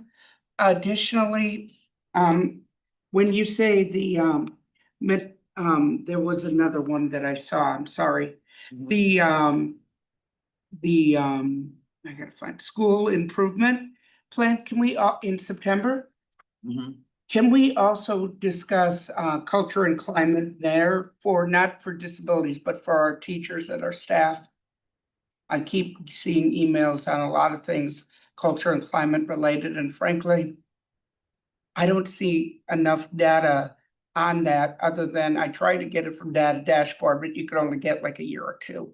Unless I'm doing it wrong, with 10 to 1, I'm probably doing it wrong. But just curious on that, if we could include something on that, I think that might be helpful. I'm not trying to tell people what to do.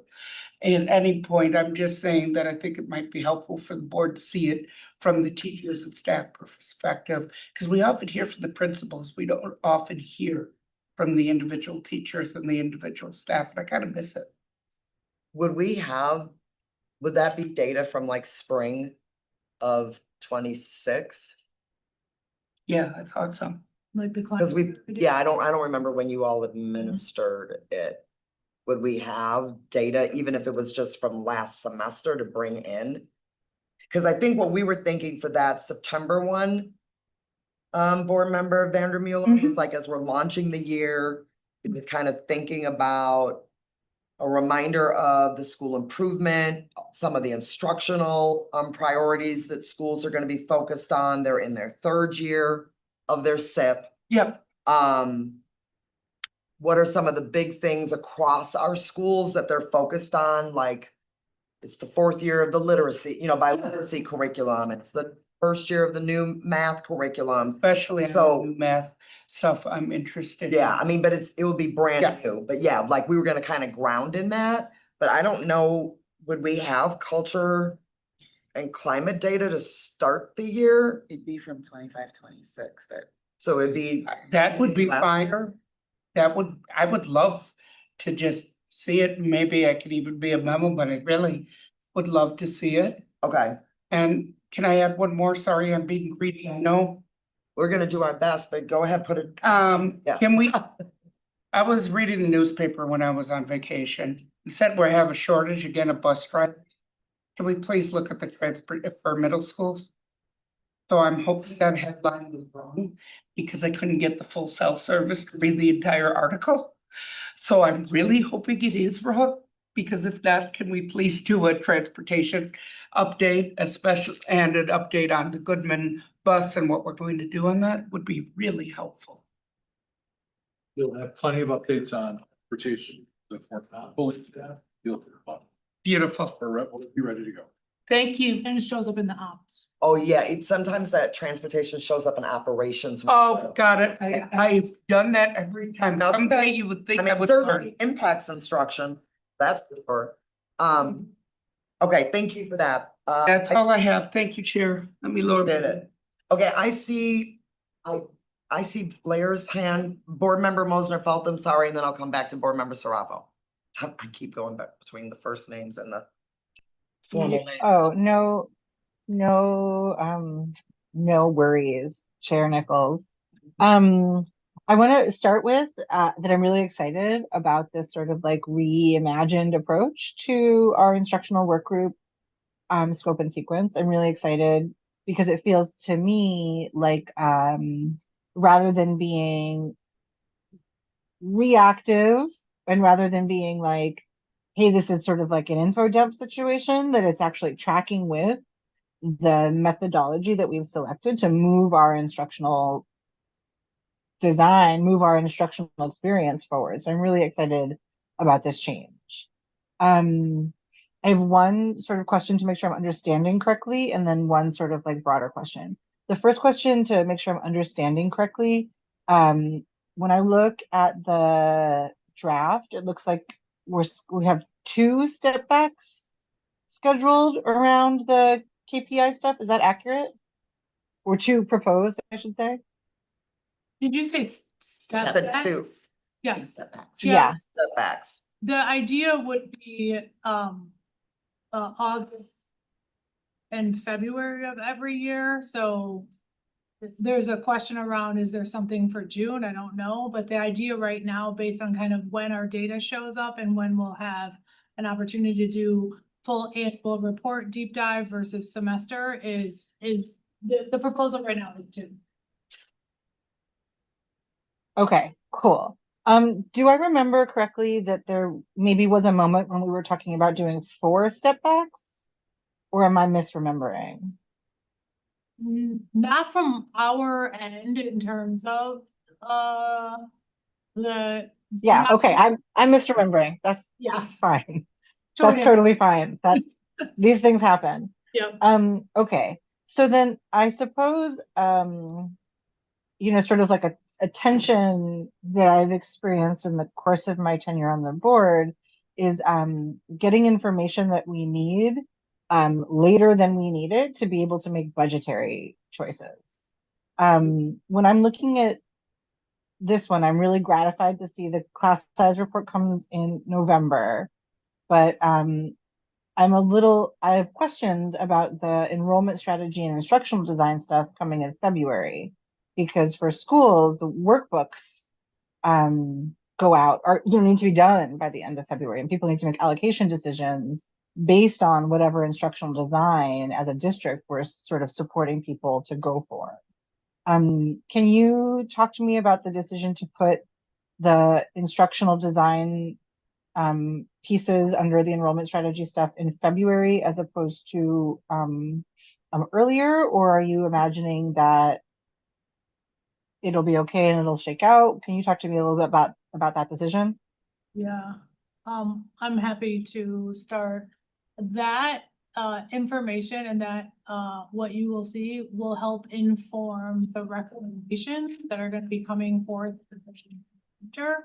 at the end of that month, and would probably have implications for both any change and for staffing plans for the 28-29 school. I understand. Okay, that's helpful. Does that make sense? Yep, absolutely. Okay, and then my sort of broader question is, this will be my 4th year as a board member, and the way that we have been running instructional work group is sort of like a list of things that people have particular interests in knowing about. In my opinion, that hasn't necessarily been super effective. And I been hearing from people, oh, what about this? What about that? I really want to, why isn't this in there? Why isn't that in there? And I'm hoping that someone can speak a little bit to how I might understand, or how a member of the public might understand, or how staff might understand this shift. Because when in the past we've been like, okay, this instructional work group meeting has 7 topics and we're going to just like give information, versus this, which on paper looks a little bit more pared down. Can you talk about how people who have gotten used to really discrete chunks of topics might reorient to this approach in a way that helps people understand that it's not, that things aren't missing, it's a different approach? Can you talk to that a little bit? Is that question making sense at all? No. Y'all want me to start? Happy to start. I mean, I'll start by saying I do feel like the discrete topics that board members have often been very interested in are mostly are mostly present. It's the major difference is that they're aligned to the extent that we can make it aligned to our strategic plan and the focus area, and really wanting to bring in whatever data can help inform our conversation. And so we know that, throughout our instructional conversations, there's always been an interest in culture and connectedness and well-being of students and staff. We know that family engagement or community partnerships is an important part of the work that we do. We can't do it alone, so that's also represented. We know that we just adopted a brand new math curriculum. So we wanted to spend one of the, I don't know if it's enough, but we wanted to at least get a focus on math in here. We wanted to, our enrollment and instructional design has always been a topic that we've been interested in. And we know that there's a lot of work engaging the community right now around boundary reviews. And so we wanted to make sure that that came back into the room. That we've heard a lot of public comment about screen time and technology use, and getting back to having a clear idea of how many minutes are students spending on devices. And so we tried to align that with an update of a technology plan, which that team feels like they would be ready to bring to us like in March. And then we know that special education has always been also a focus of interest, so you have that in there. And then we have mental health, which has also always been an interest of, many board members. So I think what we tried to do was like take the breadth of instructional topics that the board has always had an interest in and just try to align it a little bit more to our strategic plan. And I think the hard part is it's kind of like there's only a certain number of months. And so it's like you're trying to figure out like what's the right order of things and what data becomes available when. So that might need still a little bit more work in terms of, does one thing come in December versus February? But I think that was the thinking. That's my interpretation. I'll pass it over to the team as well in terms of what you're thinking. Yeah, I think everything that Chair Nichols said, and I would just kind of have us go back and reference May instruction workgroup, where we also provided a design and an approach to really have us centered around our new strategic plan, which is kind of what is guiding our work over the next 5 years. And in that was to keep us focused around the narrow set of priorities we're trying to launch within that plan and kind of the cadence and structure of that. So this is an attempt to try and do something a little new and different with a new plan, plus everything else Chair Nichols said.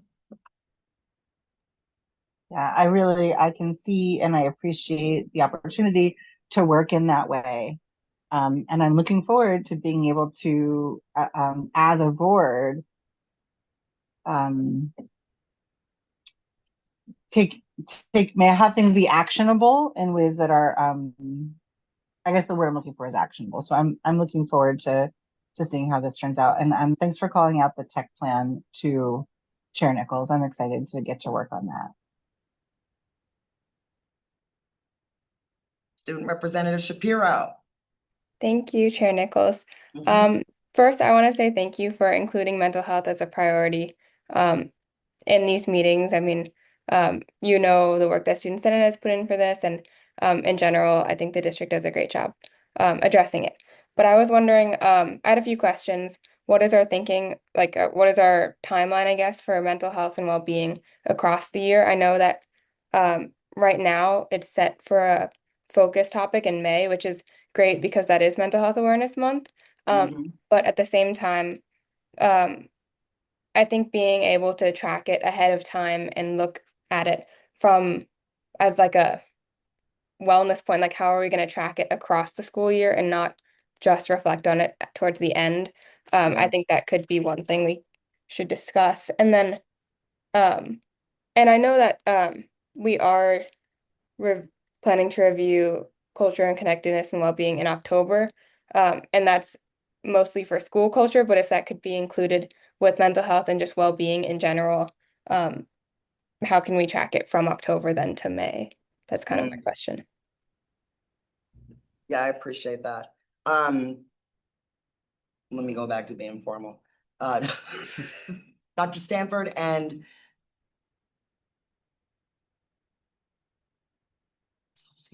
no. What'd you say? You said associate soup. Is it? Oh, Assistant superintendent. Breathe. yes. Sorry. Having a moment. Can you to student representatives Shapiro's question? So when we had originally talked about October, we had said that that focus area would be culture of connectedness and well-being, and that the strategy that you all wanted to highlight for board members was the strategy around strengthening school culture. We had kind of said we were gonna do mental health later, but I don't know enough about the strategy to know, is there a way to bring in some connection to mental health so that, to Lily's point, like we're not just waiting until the end of the year. And I don't know if that data connects or those strategies connect enough. Sorry to put you on the spot, but. No, I think Dr. Stanford and I will talk to the teams to see what makes sense. So back to this idea of being really intentional about coming with content and or data at the right moments in time. So yeah. Student Rep Shapiro, I really appreciate you calling that out, and I think we'll take that back, as well as we've gotten some other really good feedback to see. Placement matters, I think, if we Yes, it does. thoughtful about it. So we'll see. If I could just mention one thing. Yeah. First, I think that difficult in this for me is that we only have 10 work group meetings. Yeah. I mean, we're working this way internally all the time. And I know you're not in those meetings, but I mean, we're constantly looking at data, reflecting, reacting to a lot of different things. But also with implementing this new plan, this new way of doing our work, there's going to be quite a bit of convergence too. So I want to be thoughtful in that way. For example, if there are things that you know that you're going to want, and it's not coming up in the sequence, maybe as a place we could start is making sure we know what their request is so that we can begin compiling some of that data that individual board members might want. You know, it might not come in a very, comprehensive way at a work group meeting. Yeah. But it doesn't mean we don't have access to it. Yeah. And we wouldn't have the ability to, to work as a small group, an individual, or, the work group as a whole if it comes to the chair. Yeah. I appreciate that. And I'm not saying, I understand that every suggestion that we're hearing tonight may not neatly fit in, in every strategy and every topic. So because you all have more insight on the strategies that you're building out for this year, you're thinking about the data that connects. I'm just trying to, hear and then see if there's potential connections where they might be. But if not, I think we kind of come back to that and say, this strategy isn't about mental health. So, or whatever. And maybe there's another way to provide an update. Okay, board member Vanderpool. Yes, I agree with Dr. Gothard on that we're going to make Madison destination district. But I think the best way, and I think we can do that, is to show our strengths, and that would be to get the specific data. I think might help encourage people to send their kids here. See, this is how well we do in this area. this is how well and what we're doing on this on literacy. This is how we're providing for our special ed students, which other districts may not take. That could be used as an essential strategy to recruit instead of a strategy where we might need to fix it. I think if we can improve that, we can increase our enrollment quite a bit. Board Member Vanderbilt and I agree. The information's all there. It's just a matter of how do we when do we sequence it? Yeah. And what bandwidth do we have, to make sure that we're fitting all those priorities within our work group construct. Makes sense. Yeah. That's my 2 cents. The sequence is a little hard, especially because our proposal for this year is to then also take the January instructional work group out. It was always that first Monday right after winter break. And we've added in January a special public forum specifically on building for the future. So it's not like board members aren't gonna still be busy. But you know what I mean? Like, so once you remove one additional month for topics, it becomes hard to like fit it all in. But I think we've got a good set of feedback and reactions to keep massaging it a little bit.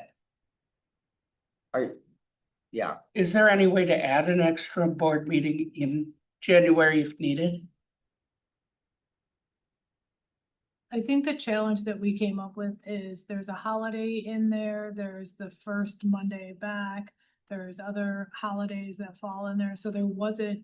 I mean, I think that's a conversation for the board, but when we were looking at it and thinking about the timing needed for this special forum, it wasn't available. Okay, I understand and respect that completely. I don't want to shortchange certain topics or not get in certain topics, so I thought it can't hurt to ask, right? Yeah. Yeah, that January, I think is tough with, it's not just because it's the first Monday back from winter break. It's like that we also need to do a public forum. We have the MLK holiday. We'll have a, very robust, I'm sure, operations work group by January. So and then a regular board meeting. So anyway, Board Member Vanderbilt, just know that I've taken notes on all your feedback, as well as Board Member Mosner Feltham and Board Member Saravo, School Representatives Shapiro.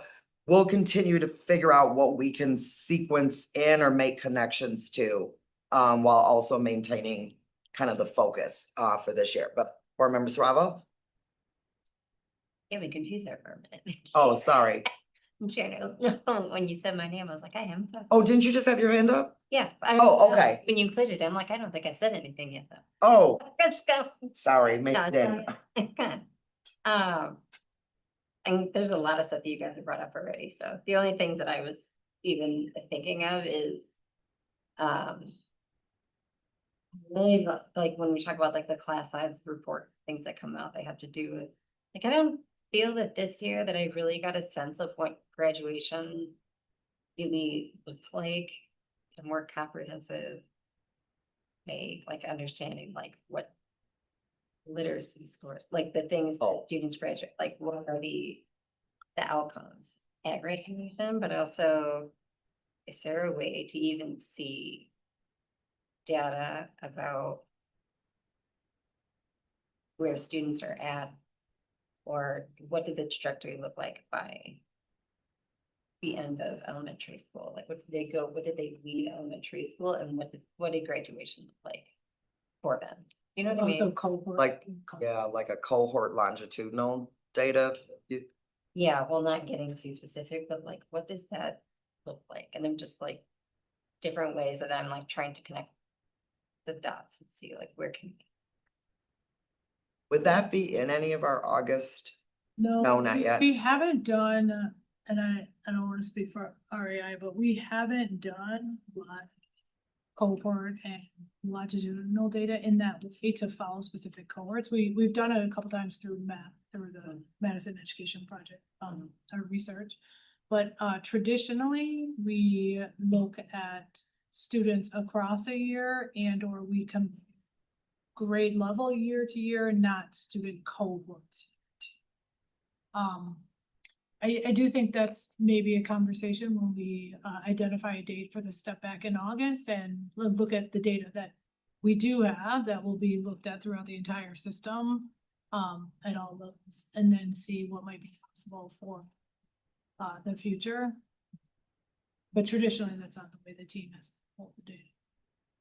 I'm just saying, I want to be cognizant of what are we doing early that's really being impactful later. Is there a connection to those things? And if there's any way to see if there's. That was one of the MET projects, and we can reshare it with the board where they looked at students' third grade literacy scores and then tracked all the things, the conditions and what students had all the way up through graduation to see where they ended post-secondary. So there, we do have a really comprehensive report. We've done that for a cohort of students. If it would be worth looking at that. I at least want to, like, personally, I want to just start being really cognizant of like literacy and math, like right at the end point there. And then again, there, even if it, I'm not sure where to start, but I would just start looking at that and just being aware of where that is.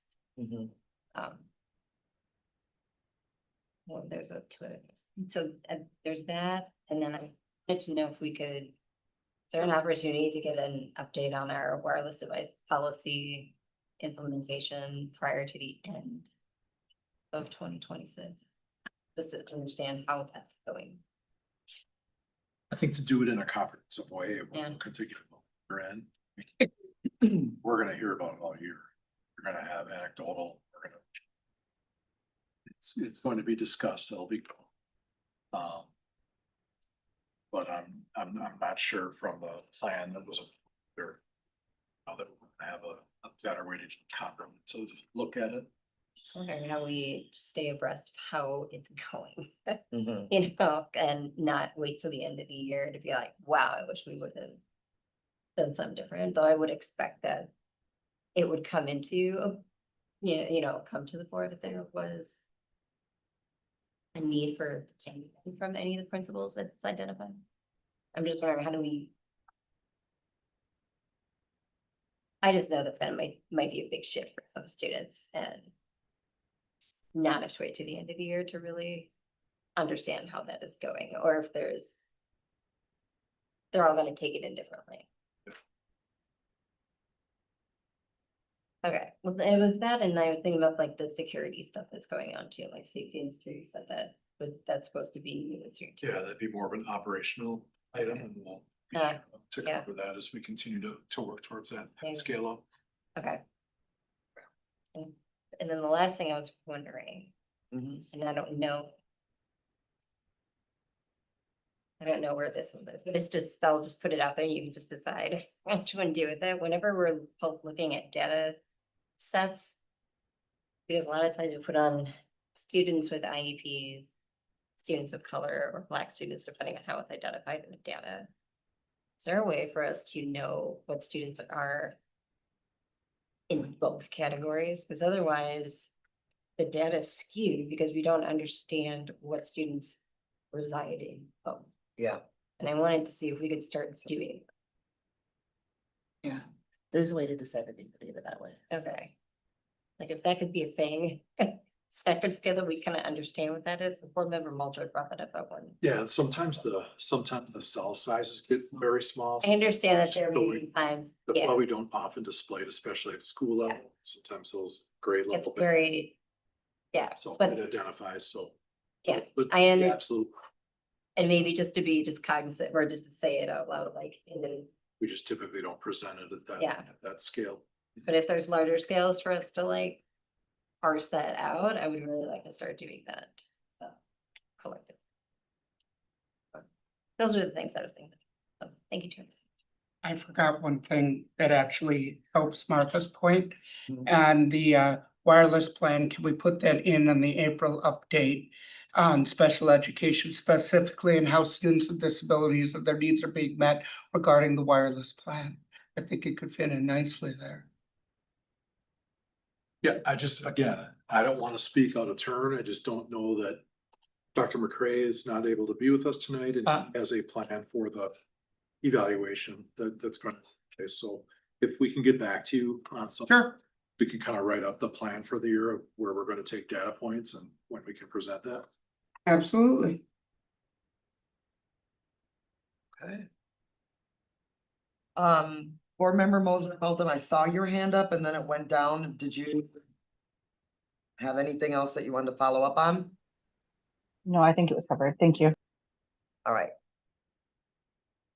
All right, well, board colleagues, thank you so much for your feedback. I think we'll keep working on seeing if there are additional connections or ways to build in some of what you're hoping to see. And I appreciate, yeah, all of your feedback.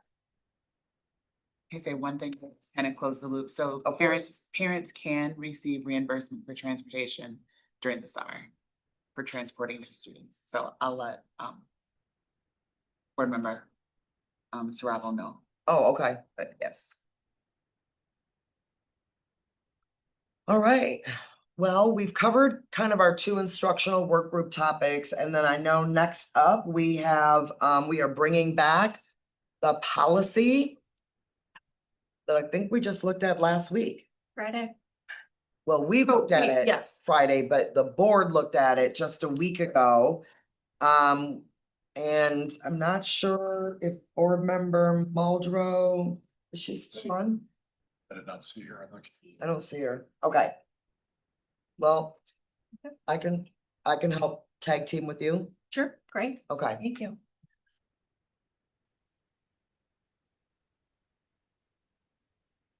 All right, thank you, Jesse. All right, good evening. I'm excited to go through the second read with you all tonight. So unlike the last read where legal services presented a lot on the legislative history of Act 89, 57, and 88, tonight I was hoping we could focus on the revisions that were made and that were agreed to at the policy committee meeting last Friday. Before getting into it, I just want to thank board member Nichols and board member Muldrow. I think we had a really productive session, and my hope is that all the revisions we discussed at the policy committee meeting should be in this current draft tonight. But if anything was left out, please let me know. And then sort of a roadmap for the presentation. I'd like to start with some questions that were asked by various board members at the last meeting. Some of those questions are going to be status updates tonight as we wait for DPI and other staff members to get back to legal services on some of those questions. And then the revisions for the most part should go in chronological order. So it would be most helpful to have the red line copy out in front of you for the presentation. Yeah. So let me see, I'm gonna learn. Here we go. All right. So the first question that was asked was from board member Saravo. How does DPI plan to differentiate care for students under Act 89 with special communication needs? This is one of those status updates. So Dr. Monka Mitchell has reached out to DPI. DPI confirmed receipt of this question and is still in process of getting an answer back. And so we will provide an update, we being legal services, as soon as DPI gets back to us. It could be that the reason for delay in answering this question is in part due to the fact that training has not been fully rolled out, training for staff members. And so we will learn more, hopefully very soon, from DPI. The second question, with students for whom English is a second language, how can we ensure they're empowered to come forward to report a situation that doesn't feel right? How could this be incorporated into the policy? So I reached out to the Department of Multilingual and Global Education, like we discussed. I'm still waiting to hear back. I can follow up again at the end of the week. But I was able to speak with Leah, and I know she's, taking the time to consider that. And so hopefully at the next read, I'll be back with more than a status update on that as well. And then Another question, Board Member Nichols, that you had asked was in regard to order of different sections in the policy. I know that we had sort of spoken about setting the scene for the policy. Would it make sense to perhaps start with the section titled Prohibited Staff Conduct, Behavior, Interaction, and Communication? And like was discussed at the policy committee meeting, one thing that legal services was thinking about with this question was how deep into the policy would we want students to have to read, how many pages in before they get to the section about reporting to a trusted staff member or using the online reporting tool. It was our thinking that perhaps leaving the reporting section earlier in the policy would make it more accessible for students. That being said, if board members have thoughts about that or would like to see the order changed, legal is open to moving the reporting sections later in the policy. It was just our thinking and hope that it would perhaps had a positive impact on readability for students, but also for staff, because as we know, there's 3 separate reporting sections, and it was confusing enough that we had to add a completely bolded subsection on one of those that we'll talk about more, just to sort of clarify for staff, these are what the obligations were. And so this is something that we're very open to changing, but it was just our hope that leaving this order would be useful. That being said, Yes, I'll just say that one of the things that I did not realize when we read the policy for the first time last week was that I didn't realize the policy name was like the policy of notification to parents and guardians for alleged sexual misconduct and reporting. Because all of the sections were like in the same font size. So I didn't know that was the policy name. I just thought it was a section. And which is why I had suggested different ordering. But now that I know that is the actual name of the policy, I'm okay with the order. Makes sense. Yeah. Yep. And that was really helpful when you brought that up at the policy committee. And so we have made the title Yeah, I see bigger that than the rest. I played around with formatting a little bit. And I know we'll talk about it more, but like preferential treatment favoritism has now also been broken out. And so hopefully trying to help with readability there, knowing that we have all different kinds of folks reading this policy. So thank you. Yeah, and then the last thing I would say before I move on to the next slide would just be that previously mandated reporting was the 3rd section regarding notification in the policy. It's now been moved. If you turn to page 2 of the red line, you'll see it has blue text. Blue text just simply signifies that the text itself hasn't changed, but is moved where it's found in the document itself. And so you'll see that this has now been moved to the 2nd reporting section as opposed to the 3rd. The reason for that, if you turn to page 3 of the red line, if you see, it's just about in the middle of the page, that bolded section, you can carefully review. So this section has been bolded, number 1, so that it's calling attention to the importance to staff, that there are 3 separate reporting requirements in this policy. And we've also clarified in parentheses what each prompt is coming from. So for example, it reads, it is possible that inappropriate staff student conduct must be reported to a parent/guardian in parens per Act 57. So that's directing the reader to the Act 57, which is the first reporting requirement section. Got it. And so I won't read the entire paragraph to everyone, but if you do read that, you will see that each section has been specified, including the section itself on allegations of inappropriate staff and student relationships, which is of course coming from Act 89. Okay. And so our hope was just, again, readability, clarification. You have a question about Yeah. this section? Are you okay with that? Oh, of course. Okay. My quick question is, do we have anything in there, because I missed the last one, on protection of the mandated reporter? And the reason I say this is, and I've been open about this before, when I was 11, my mother was a mandated reporter as a guidance counselor. Her identity was leaked in an incest case to a parent. And we got death threats over it. So I want to make sure there's something in there that if staff has to report it, that their safety and anonymity are protected for that reason. Having gone through that, I am really find that a necessity. That was probably one of the scariest moments I've ever gone through. Thank you. Yeah, thank you for sharing that, board member. Fanning. So what I've done, just so you know, I wasn't looking the entire time. I've made a note to myself to discuss with legal services more broadly.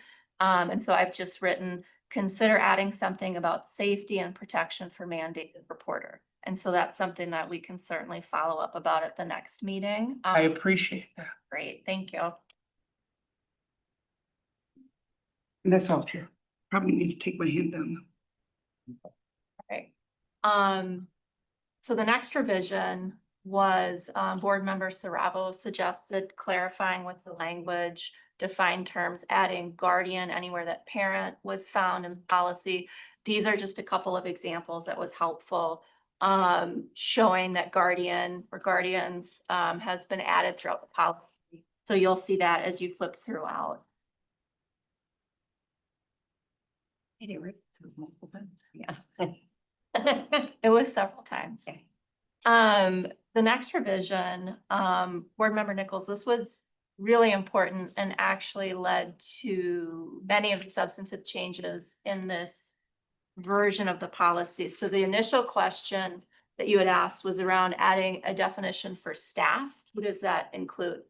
And so in the first draft of this policy, we had recognized the complexity of when a report is considered to have been received under Act 57.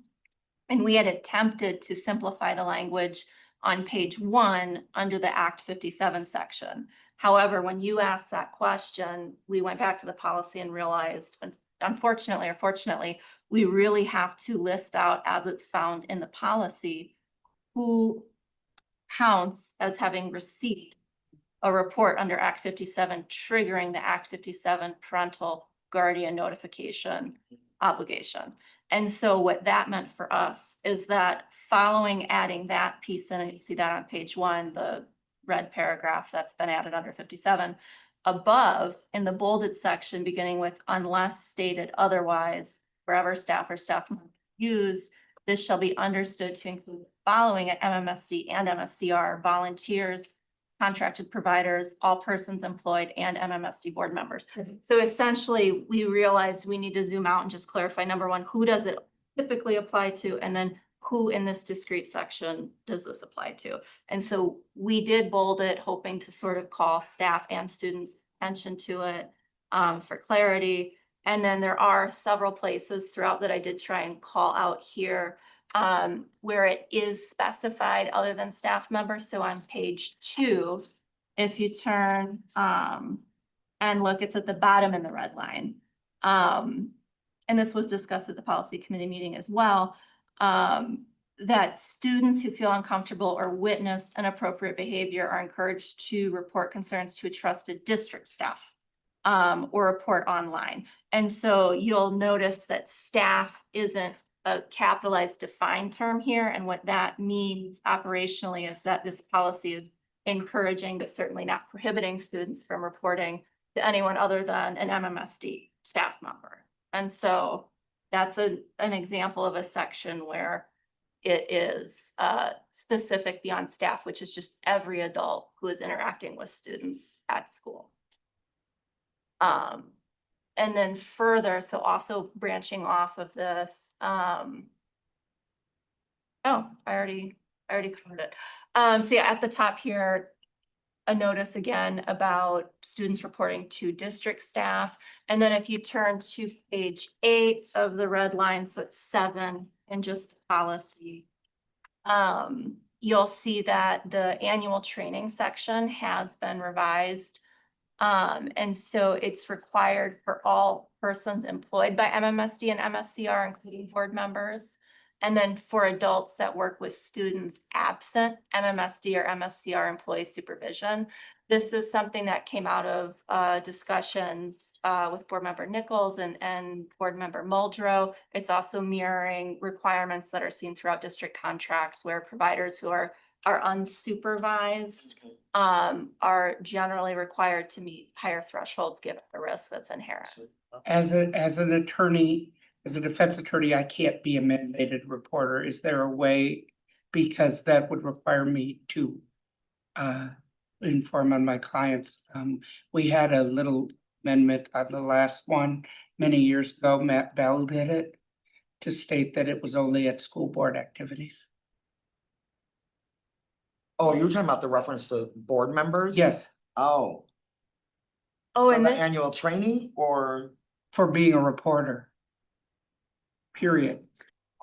oh, well, and just to clarify too, the annual training section that I just mentioned, so that's not referencing specifically mandated reporting. Okay. It's just the annual training. Oh, that's what I misunderstood. Yep. And also, if you look at the slide, I did include screenshots of all the revisions I'm talking about. Thank you. Because I know it's a long document. I appreciate that you are so thorough. Thank you. Yeah. Okay. That was just my one question, and that's what popped in my brain at that second. Okay. Sorry. That about section is just saying annual training is required Mm-hmm. for all persons employed by MMSD, MSCR, including board members. But it doesn't say anything about the board members in the mandated reporter section. Mhm. Still going to review it anyway. Mhm. And then this next red line, if you turn to page 4 of the red line, page 3 in the policy, you'll notice in the first full paragraph that the phrase "when accompanied by the intent described above" has been struck. And this is because it was indicated that this was functioning to limit the list of what was considered grooming that followed that. And so this is just, further clarifying for folks reading the policy. Board member Muldrow had also requested, and it has been added, that the first item on the list of examples of grooming that we add massaging and groping. So you'll see that those two words on the slide and in your red lines, it's red because it's been added. And then item number 6, you'll see that there's new text included. When someone builds a relationship, trust, and or emotional connection with a student that they can manipulate, exploit, and or abuse them, and then it continues as you saw at the first read. This was language that our Title IX coordinator, Avetta Sloan, added, and this was also, I think, discussed briefly at the policy committee meeting. So this is something that's been added given her perspective and role at the district, just to further illustrate what might constitute grooming in the context. And then if you turn to page 5 of the red line, the second item, which is now new under inappropriate boundary violations, this is coming from board member Muldrow's recommendation that legal add hypersexualizing and adultifying to the policy. This language was also discussed at the policy committee. And so that's just reflecting that it's, calling out those two concepts, really naming them. And so it's not implied, but it's explicitly included in the policy now.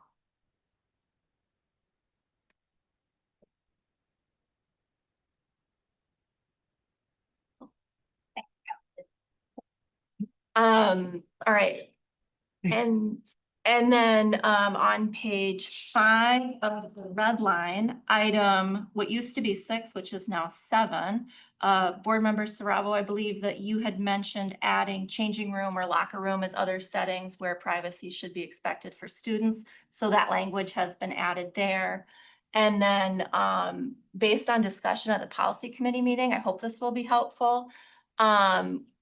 I just wanted to note that if a student did have an IEP or a 504 plan specific to their needs, maybe requiring a staff member to assist a student in one of those settings, that would of course supersede, like this example that's listed in the policy. So just to clarify that, if an individualized plan, Yeah. In reference to that,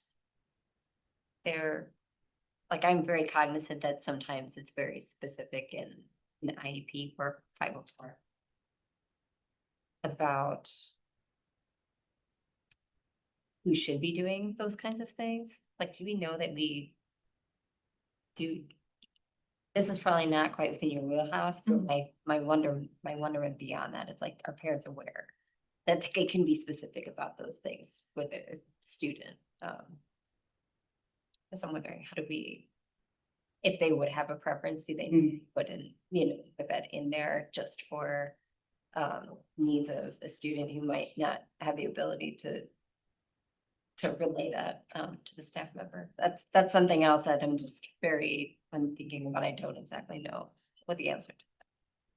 Yeah, and it's not my wheelhouse. I would definitely defer to Dr. Mulfenter and her team. Sure.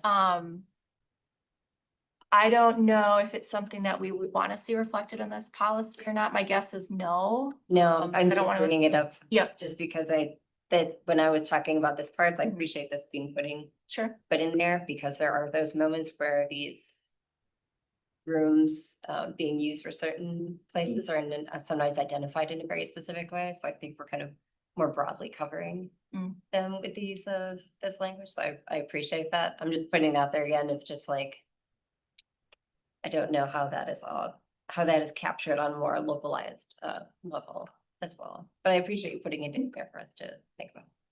Great, thank you.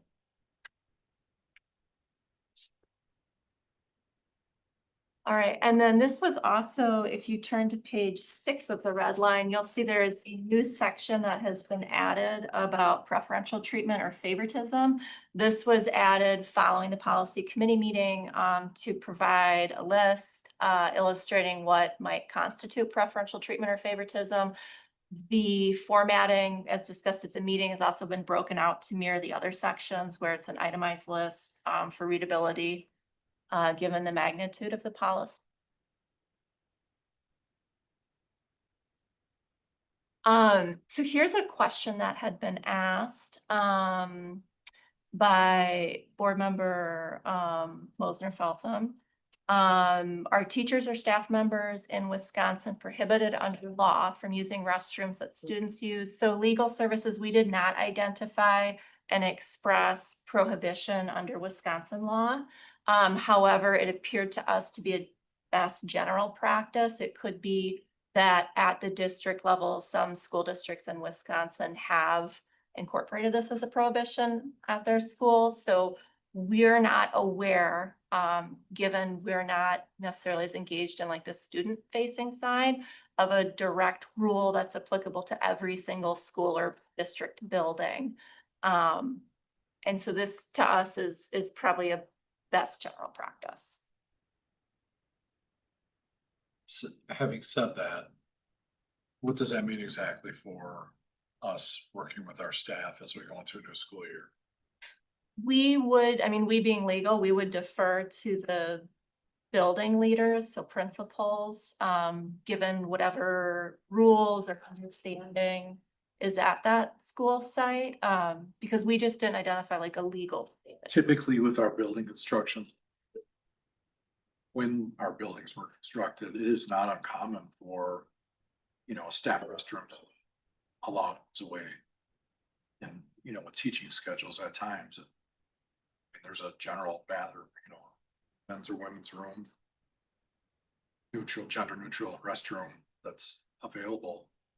Now, the flip has been true. Typically, bathrooms identified as staff only, typically you need a key to get in, and it's prohibited for students to use it, but that's school practice. I don't think there's any likewise in statute that would say that.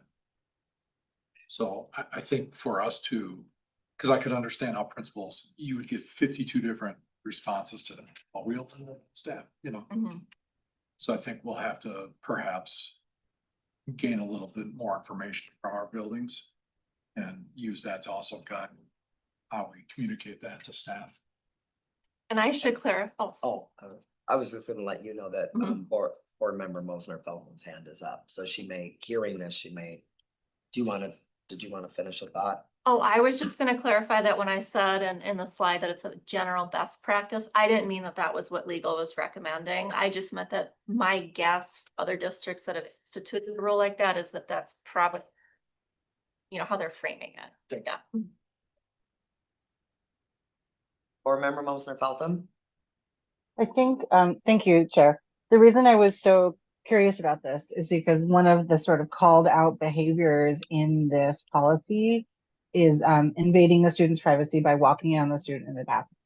And I'm thinking about, for example, across from a classroom I taught in was a multi-stall restroom that you, if an adult walks in and I'm washing my hands while students are using the restroom, does that run afoul? Personally, for me, like I said initially, where I was trained, it was like I think it was state law that adults were not to use student restrooms under any circumstances. But I do, I do wonder about how this will feel for a student, right? To have an adult who's using the same facility, washing hands together, and whether or not that's something that we want to be clear about. And it might vary building by building, depending on the location of adult restrooms.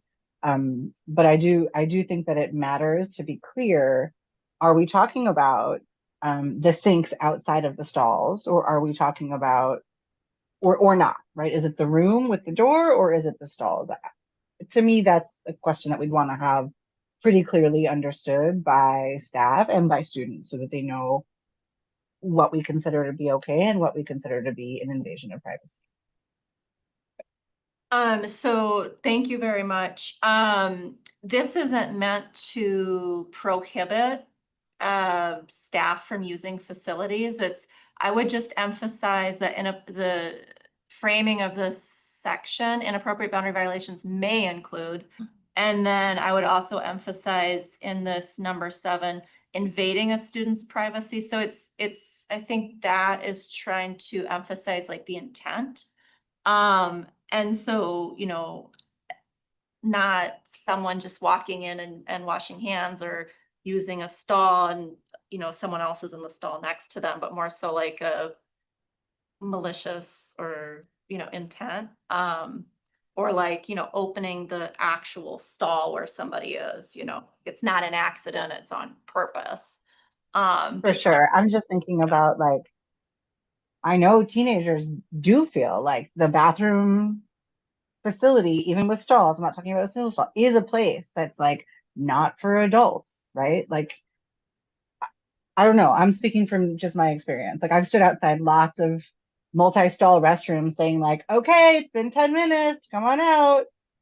Because students, in my experience, feel like the multi-stall restrooms, like they ought to have privacy at the sinks, at the mirror, that type of thing, and just worth getting clear with principals about what we mean. If I may. Yeah, board member Vandermill. Thank you, Blair. My first year on the board, we had a teacher who could not make it the pressing time. It was a trans individual. I do not know what happened to this individual. I just know that this individual no longer teaches here, and it brought up a lot of these thorny questions on bathroom use. Given the current climate we're in, I would respectfully ask, although I respect all my board members, that maybe we should not define it. And the reason we shouldn't define it is because the minute we do, someone's going to sue. And let it be done by a case-by-case basis through the administration, because I think this is something that can't be put into a neat little box, into a policy. We can continue to gather some information, some feedback from this. I want to just be clear, I am not at all, and I don't hear any of that here. No, I don't either. Thinking that any of our staff are, intentionally invading the space of our young people. We just want to try to avoid it, want to try to avoid that being a feeling that anybody has to experience. So we'll work with our staff and with our teams to determine, what kind of additional guidance we may need to provide. I think the intent is really important. Obviously, we want to send the message that invading the privacy of anyone, regardless of where it is, but especially a bathroom, is something we're not going to tolerate. I appreciate that. I just remember this from 2017 and the amount of turmoil it caused. Board members, Bravo, did you have something on this point or this list? Okay. Yeah, well, actually, it's more Thank you, Chair Nichols, but it's Yeah. like related literally to the conversation that's going on right now. Okay. There are we'll just say student bathrooms. I know of one personally that literally says staff stall. So I think if we're gonna talk about this, kind of we have to address those labels being put on a stall in a student bathroom. That I know of at least one. I don't know how many other schools also have that, but if we're addressing this in a more finite manner, those literal labels on the stall would also have to be addressed. Because otherwise, it's literally like something that someone is seeing every single day that goes against what we're talking about right now. So I just want us to be aware of the physical things that are also Yeah. there. I mean, the conversation does make me wonder, and we can resolve this, but when I was hearing board member Mosner Feltham describe the difference between is the privacy in the stall, like it's the opening the door, looking through a crack, peeking over a top or underneath, like that's invasive, right? So are we talking about a person who is in a stall is what we mean by the bathroom? Or is it the more general area? Yeah. And if you have staff who have to go into a general bathroom to wash hands, as you know, board member Moser felt, is that the invasion or is it what happens in the stall? So again, I don't know that we should get that specific, but I do think this conversation is, when we're talking about the intent to invade privacy, the changing room, the locker room, we know those are settings oftentimes where young people are changing. And privacy absolutely could be violated. Things are happening in bathrooms as well. So I don't know what to do with that, Petra, but I hear the conversation around how people might interpret the bathroom. And if I could just quick add to that too, I don't know if the stalls that say staff on there are one, or also it's usually the accessible stall, or are those the ones that staff are, it's more suggested that staff will be supporting a student in that stall, because that is also something, I think could potentially be happening there, but just the way that it just what we put on there that has words on it is important. Opposed to what we're talking about here and what we literally see in a school, recognizing that not every single school may actually have one that actually says it on there, that says staff, so. And you said it was just one school building too That I know of. Because I've seen it one. yeah. And like, it might be a general sense they ask the principals, how many bathrooms do you have that are considered more student bathroom that have a literal label on it that says staff stall? That would probably answer that quicker to some degree. So. And so just to make sure that I understand, so it sounds like next steps with this would be for legal to reach out to other staff or departments, maybe principals, and get a sense of, is there uniformity across school buildings or buildings of the district? And just present what we hear in a response. Or is the board wanting a recommendation from legal about how to proceed? Regarding how to approach it, like what's the sort of next step on this piece of the policy that we want? Do you want individuals? Do you want it as a group? How would you like that? However, Because my vote would be leave it alone just as it's drafted. as it's drafted.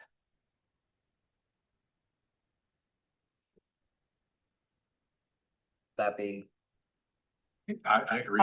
okay. I think the focus is really identifying what is invasion of privacy and using policy and guidelines to try to avoid those interactions where you can. And just having really sound practices in place. We have a lot of common areas and our high schools are filled with Right. 2,000 people. So there are going to be a lot of interactions, changing times, passing times, games, weekends, nights, early mornings, our buildings are used 24/7. And, we just have to do a great job of communicating what our expectations are. Okay. Yeah, I agree. Board member Mosner Feltham, were you getting ready to weigh in? I think if it's me, and I'm an MMSD employee, I want to know if it's okay for me to use a shared bathroom and run into students washing hands afterwards, or if that feels like an invasion of privacy, or if that is considered one. I would want to know that as an employee. That's me, and whether or not that's in the policy or in clarity from my principal, I just want to know.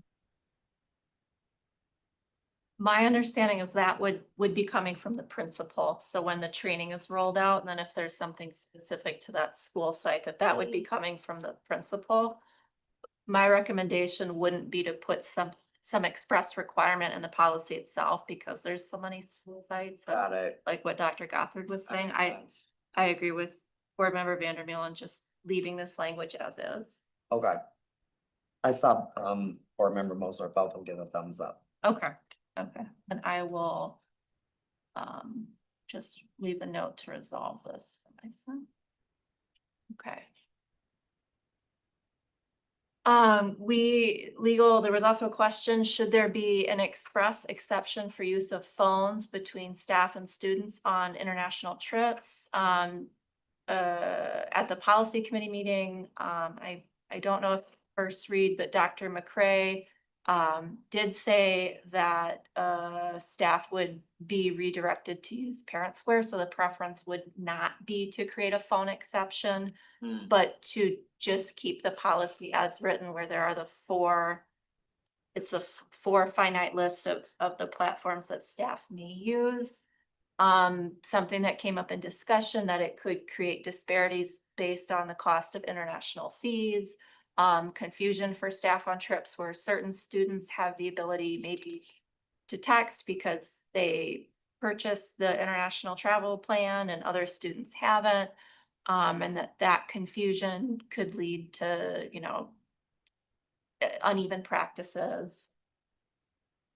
And so the recommendation from leadership is that staff just use Parent Square on these international trips and not open up an exception in the policy itself, naming phones specifically. Do we believe that Parent Square will work? That's what Dr. McCrae said, and that's okay. Sure. No, Yeah. I trust. okay. Great. And then this was an interesting question from Board Member Mosner Feltham about appropriately licensed. What does appropriately licensed mean for a teacher to provide advice or counseling without doing so impermissibly? This was actually led to a lot of conversation in legal services. It ended up being resolved at Board Member Muldrow's suggestion for alternative language, which you'll see on page 5, number 15. Where before it read, providing advice to or counseling a student regarding a personal problem, unless properly licensed and authorized to do so within the context of appropriate student staff communication, which now reads when it requires ongoing acute professional excellence. So something that's more digestible and more specific, and doesn't lead to licensing scope of practice questions. And so this is legal's recommendation for the language, and I certainly appreciate the suggestion that Board Member Muldrow had. I think. Board member Mosner Feltham gave a thumbs up. Thank you. All right, so let's see. In the red line, it's gonna be pages 7 and 8, and the policy itself, it's just gonna be page 7. So lots of revisions here, and I want to just sort of at a high level explain under policy access and annual training what all of this additional text. So first, I already mentioned it, for adults that are working directly with students, absent MMSD or MSCR employee supervision, they would be required to annually review the policy and undergo training. And then there would be discretion for administration or like staff carrying out a trip or a program for adults that are working directly with students. So they needn't necessarily undergo any kind of training, but it would certainly be possible. And then the largest change is that there's now a requirement for the district to annually review the policy with students in an age appropriate and developmentally appropriate way. I've contacted CNI and mentioned that this is a new requirement because there wasn't a conversation that had previously been had with that department.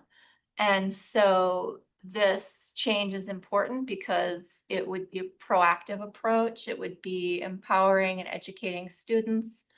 Even though Act 89 doesn't include a requirement that students be trained, it includes a requirement that staff be trained. And so this is going above and beyond what the statute requires of school districts.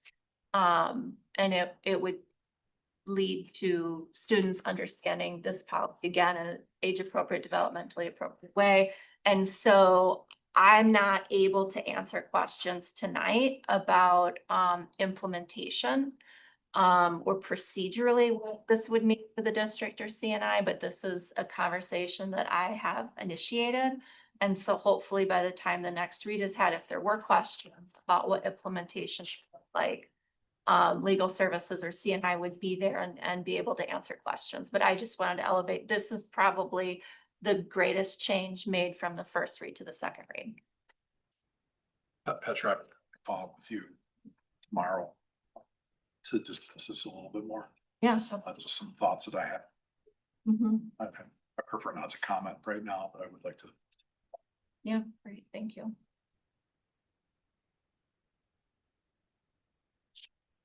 Yeah. That concludes my presentation. So that is an overview of all the revisions that were made, making sense of the pretty lengthy red line. So I'm happy to take any questions about this draft or recommendation. Yeah, before I call on board members, Rob, let me just say, hopefully, most board members heard direct responses to either questions we raised just a week ago or have seen additional language be added in as the new rep. So I think I'm hoping we're a lot closer to feeling like we can approve the policy. I see board member Swavel, but board member Vandermeulen. No, my hand shouldn't be up. No. You're getting ready to go. Yeah. Did you get a chance? Are you feeling comfortable? Very, I think that these are excellent. Petra, you did a wonderful job. I appreciate it. Okay, thank you. And thank you to the policy team. Yes. All right, board member Swavel, thanks for your patience. Try again. Sorry, Siri. Question for that is number 3, the policy access. Number 3 in the policy Yes. access. All right. Thinking of the students that included in there that about,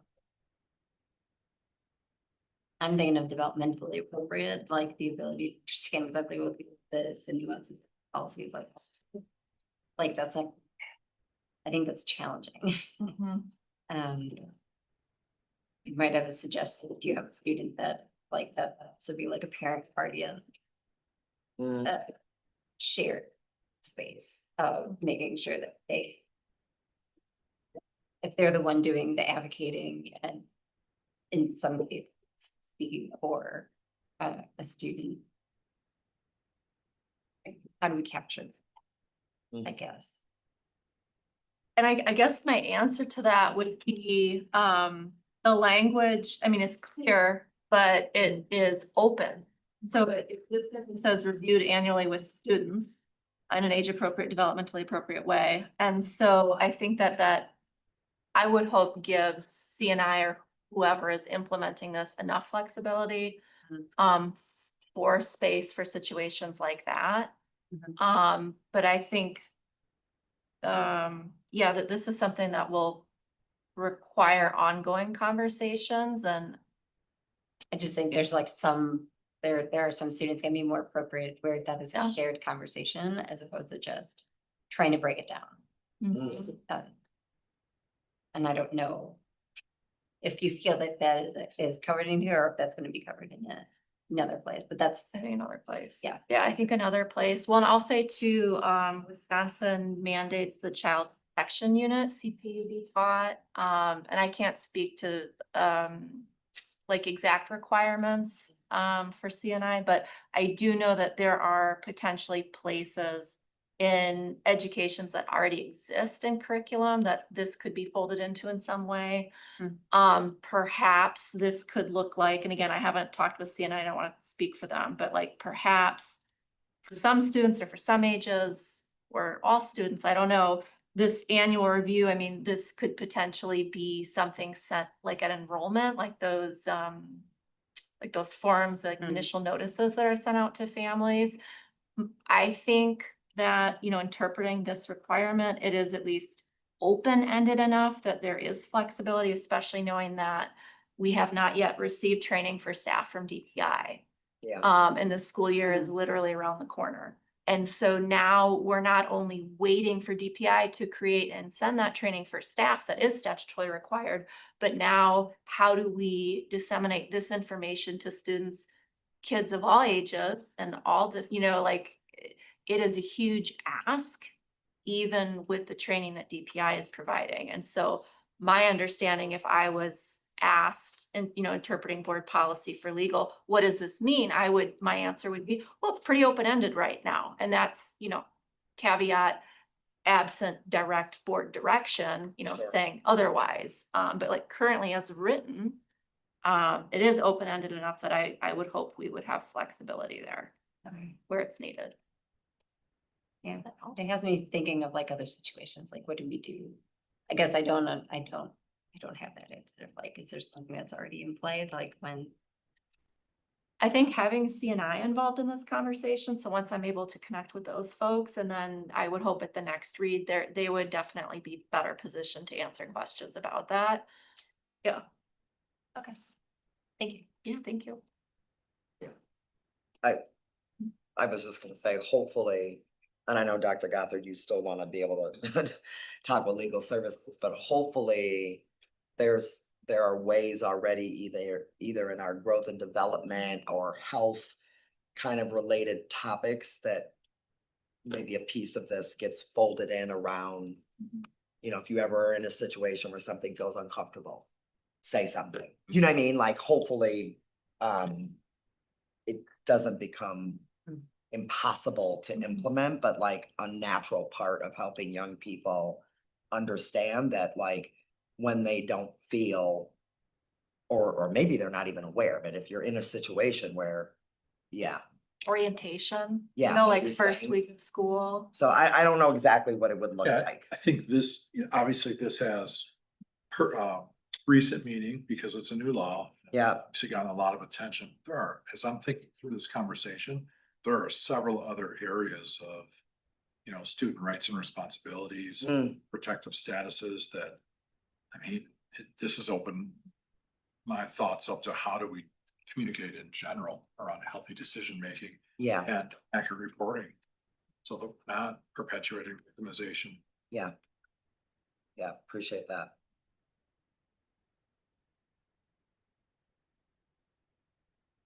All right. Well, I appreciate you walking us through. It was a very fast turnaround. And you did a lot of work on this policy, so thank you so much. I don't see any other hands up or questions.